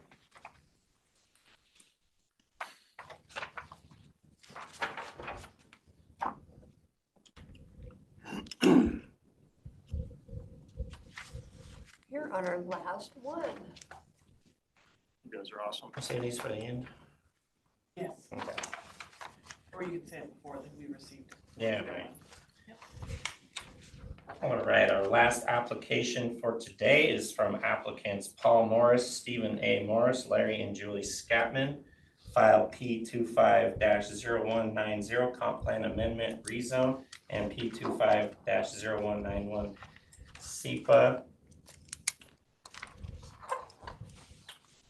We did receive 3 letters from Larry and Julie Scatman, Steve Morris, as well as Paul Morris on this application, which will be submitted in the minutes. To give us an overview of this application, we have Jim Anderson Cook with us. Thank you, Mr. Chair. As stated in front of us is a site-specific land use redesignation and concurrent rezone brought forward by file numbers P250190 and P250191, brought to us by Paul Morris, Stephen Morris, and Larry and Julie Scatman. Their agent is ERM out of Seattle, Washington. The proposal is the applicant has submitted a site-specific land use redesignation application requesting approximately 400 acres of the subject parcel areas be redesignated from rural lands, rural residential 1 to rural lands, rural remote, along with an application for a rezone from rural lands, rural residential 1 to rural lands, rural remote. The site is located at 12552 Road Q Northwest in Quincy, further described as parcels 15-1231-000 or a portion thereof, 15-1231-001, 15-1236-000 or a portion thereof, and 15-1236-001. After staff's review of this application, along with balancing the goals and policies of the comprehensive plan, staff made a recommendation of approval for the land use redesignation to rural lands, rural remote, as well as a zone change to rural lands, rural remote. As this is a non-project action, project-related impacts have not been analyzed. Once a project action is proposed, such as a major or minor plat, project-level impacts will be reviewed and analyzed, such as critical area impacts, cultural resource impacts, traffic impacts, infrastructure requirements, visual screening, and etc. At their open record hearing held on October 8th, 2025, the Planning Commission considered the staff report and application materials for both the comprehensive plan designation change request and the rezone. There were public comments received about this proposal.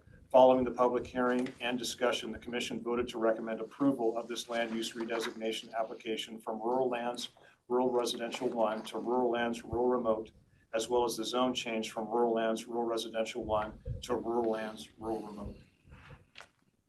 And staff would take questions of the board at this time. I have no questions.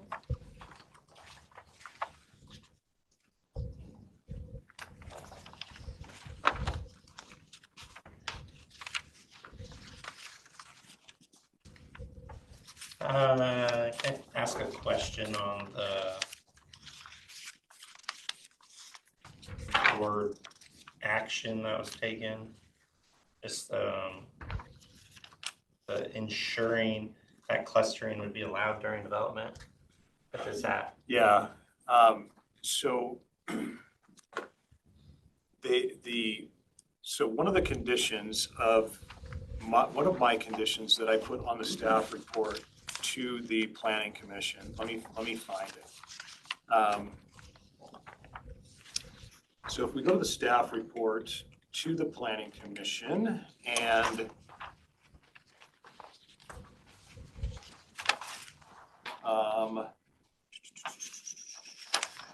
so on page 3 of my staff report to the Planning Commission, I recommended approval with conditions. And so lot size minimum of 40 acres, no subdivisions exceeding county rural density standards. They made a request, and this actually came from the previous applications by Tomer Construction, because the same condition was made on the Molitor file. It was on the Molitor file. And the planner at the time for Tomer was Damian Hooper. And Damian had pointed out that clustering should be allowed in the 5-acre designation. Instead of it being called out as a 40-acre minimum lot size, we do allow for clustering in subdivisions in the rural remote designation, rural resource designation, as well as the RR1 designation. So he didn't want to preclude the Molitors and, in this case, this applicant from not being able to cluster. So allowing for the creation of smaller lots while they held the balance of the 40 acres in open space. So what that would do is, as you've seen in the maps on this application, the applicant has left the RR1 designation closer to Road Q to allow for future development of those 5-acre parcel densities. The rural resource designation, the rural remote designation allows for 1 dwelling unit per 40. However, those could be clustered closer to where services are available, and the balance of the open space could be held to the west, where services, roads, et cetera, are not necessarily accessible.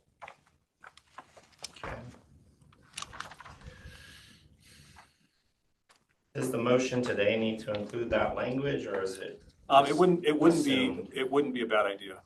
Yeah, it wouldn't be a bad idea. So in that instance, you could uphold, if you chose to, you could uphold the recommendation of the Planning Commission with additional conditions, and that additional condition could include the allowance to cluster. You can find that action on Would it be page on the 8. first or second motion that it would be added to, which would be appropriate, the first one? It would be on the first. It would be on the first. I mean, it would be on the first motion. Okay. That's where I put it, but I wanted to verify. That's consistent with what we've been doing all over Grant County anyway, isn't it? It is, yeah. I mean, it's a little bit redundant because even if the designation change were to be approved, our code still supports clustering regardless of the motion you make today. But if we want to be safe, because it was a condition of approval in my staff report to the Planning Commission, and it is in the minutes, then by all means.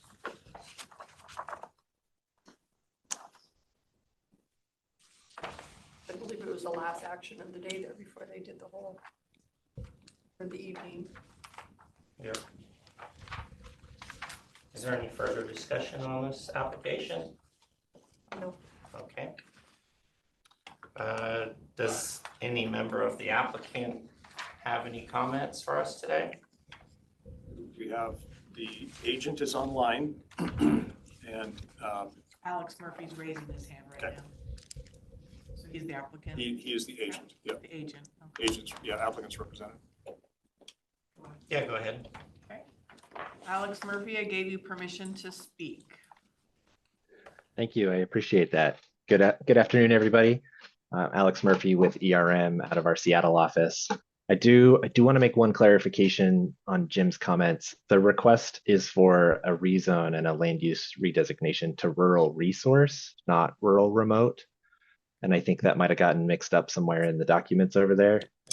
The Planning Commission considered it as resource, and resource is what's adjacent to the properties, which is why we went with the resource designation. Other than that, I do appreciate Jim's efforts on here and the Planning Commission and the board's efforts reviewing this application. We don't have any significant concerns about the materials that have been presented or any of the reviews that have happened so far.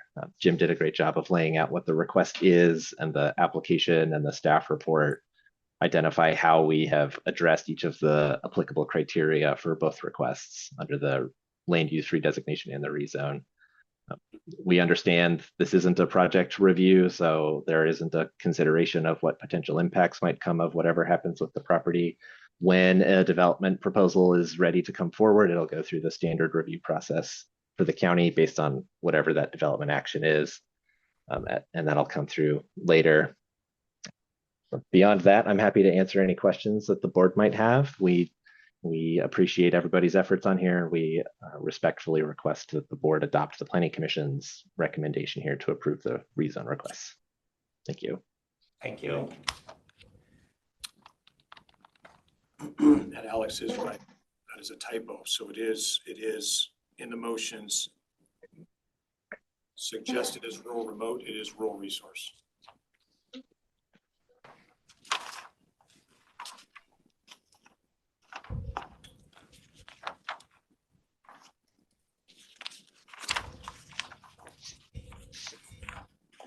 Well, it's a good thing it's December 16th. Yeah, no Rather kidding. than a year or two. No, that was a great catch. Are there any additional questions for staff? Any clarifications needed? Okay, hearing none, we'll open up the public comment portion of this file. Do we have any members in the audience with public comment for this file? I just, Can I have you stand for me and then state your name for the record, please? yeah, I'm Paul Morris. I'm an owner. We've had this property for 50 years plus, and we're trying to maintain the rural character of the area. And so we want to keep a few options open with rural resources one. But I support the project. That's what I got to say. Thank you, Mr. Morris. Any additional comment? I'm Steve Morse, and I agree with the planning commission. And I don't have much more to say except, yeah, I'm for it. Thank you, Mr. Thanks Morris. for coming. All right, Barb, I know that most of our call-in users were for this application file.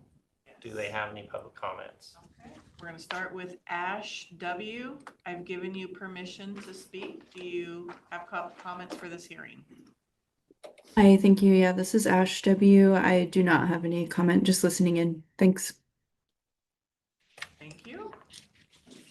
Next, we have Emily S. I've given you permission to unmute. Do you have public comments?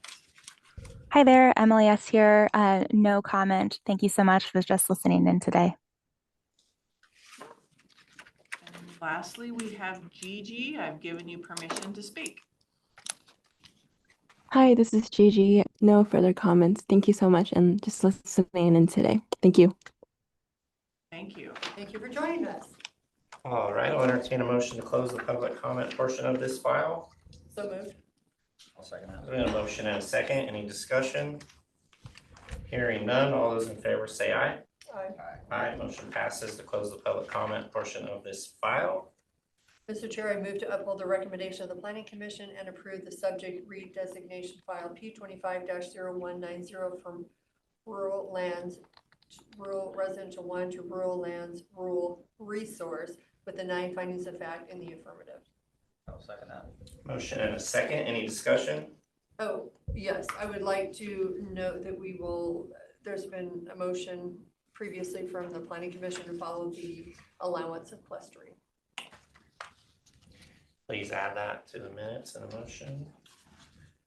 All those in favor say aye. Aye. Aye. Motion passes to approve the redesignation file P25-0190 as stated by Commissioner Carter with the adjustment made in the discussion. Mr. Chair, I'll make a motion to uphold the recommendation of the Planning Commission and approve the subject rezone application file P25-0190 from rural lands, rural residential 1 to rural lands, rural resource with the 10 findings of fact in the affirmative. I'll second. It's been a motion and a second. Any discussion? Just noting the same clustering being allowed as previous motion. All those in favor say aye. Aye. Aye. Motion passes to approve the rezone application P25-0190 as stated by Commissioner Burgess. And this will conclude this file. Mr. Chair, do we need to adopt the whole comp plan? Jim, sometimes we've had to adopt. Yeah. Mr. Chair, I move that we approve the 2025 comp plan. 2025 Grant County Comprehensive Plan docket. 2025 comp plan. So unified development, so the 2025 Unified Development Code amendments and site-specific land use redesignations and rezone. The 2025 Unified Development Code amendment and site-specific land use redesignation and rezone docket. Did I get that? No, I'm at site specific. Site-specific land use redesignation and rezone Thank you. docket. And then I will have the ordinances and resolutions to you in the morning. And we can sign those and get them posted to Commerce. I'll second that motion. Motion and a second, any discussion? I hope we got it right, the name of it. I have it on video just in case. Okay, all those in favor say aye. Aye. Aye, motion passes to adopt the comprehensive plan amendments made today and those additional comments made by Director Jim Anderson Cook. Thank you, and this concludes our open record public hearing for the comprehensive plan amendment adoption today. It is 2:05. Close the whole day too. Yeah, sure. And we will adjourn for today.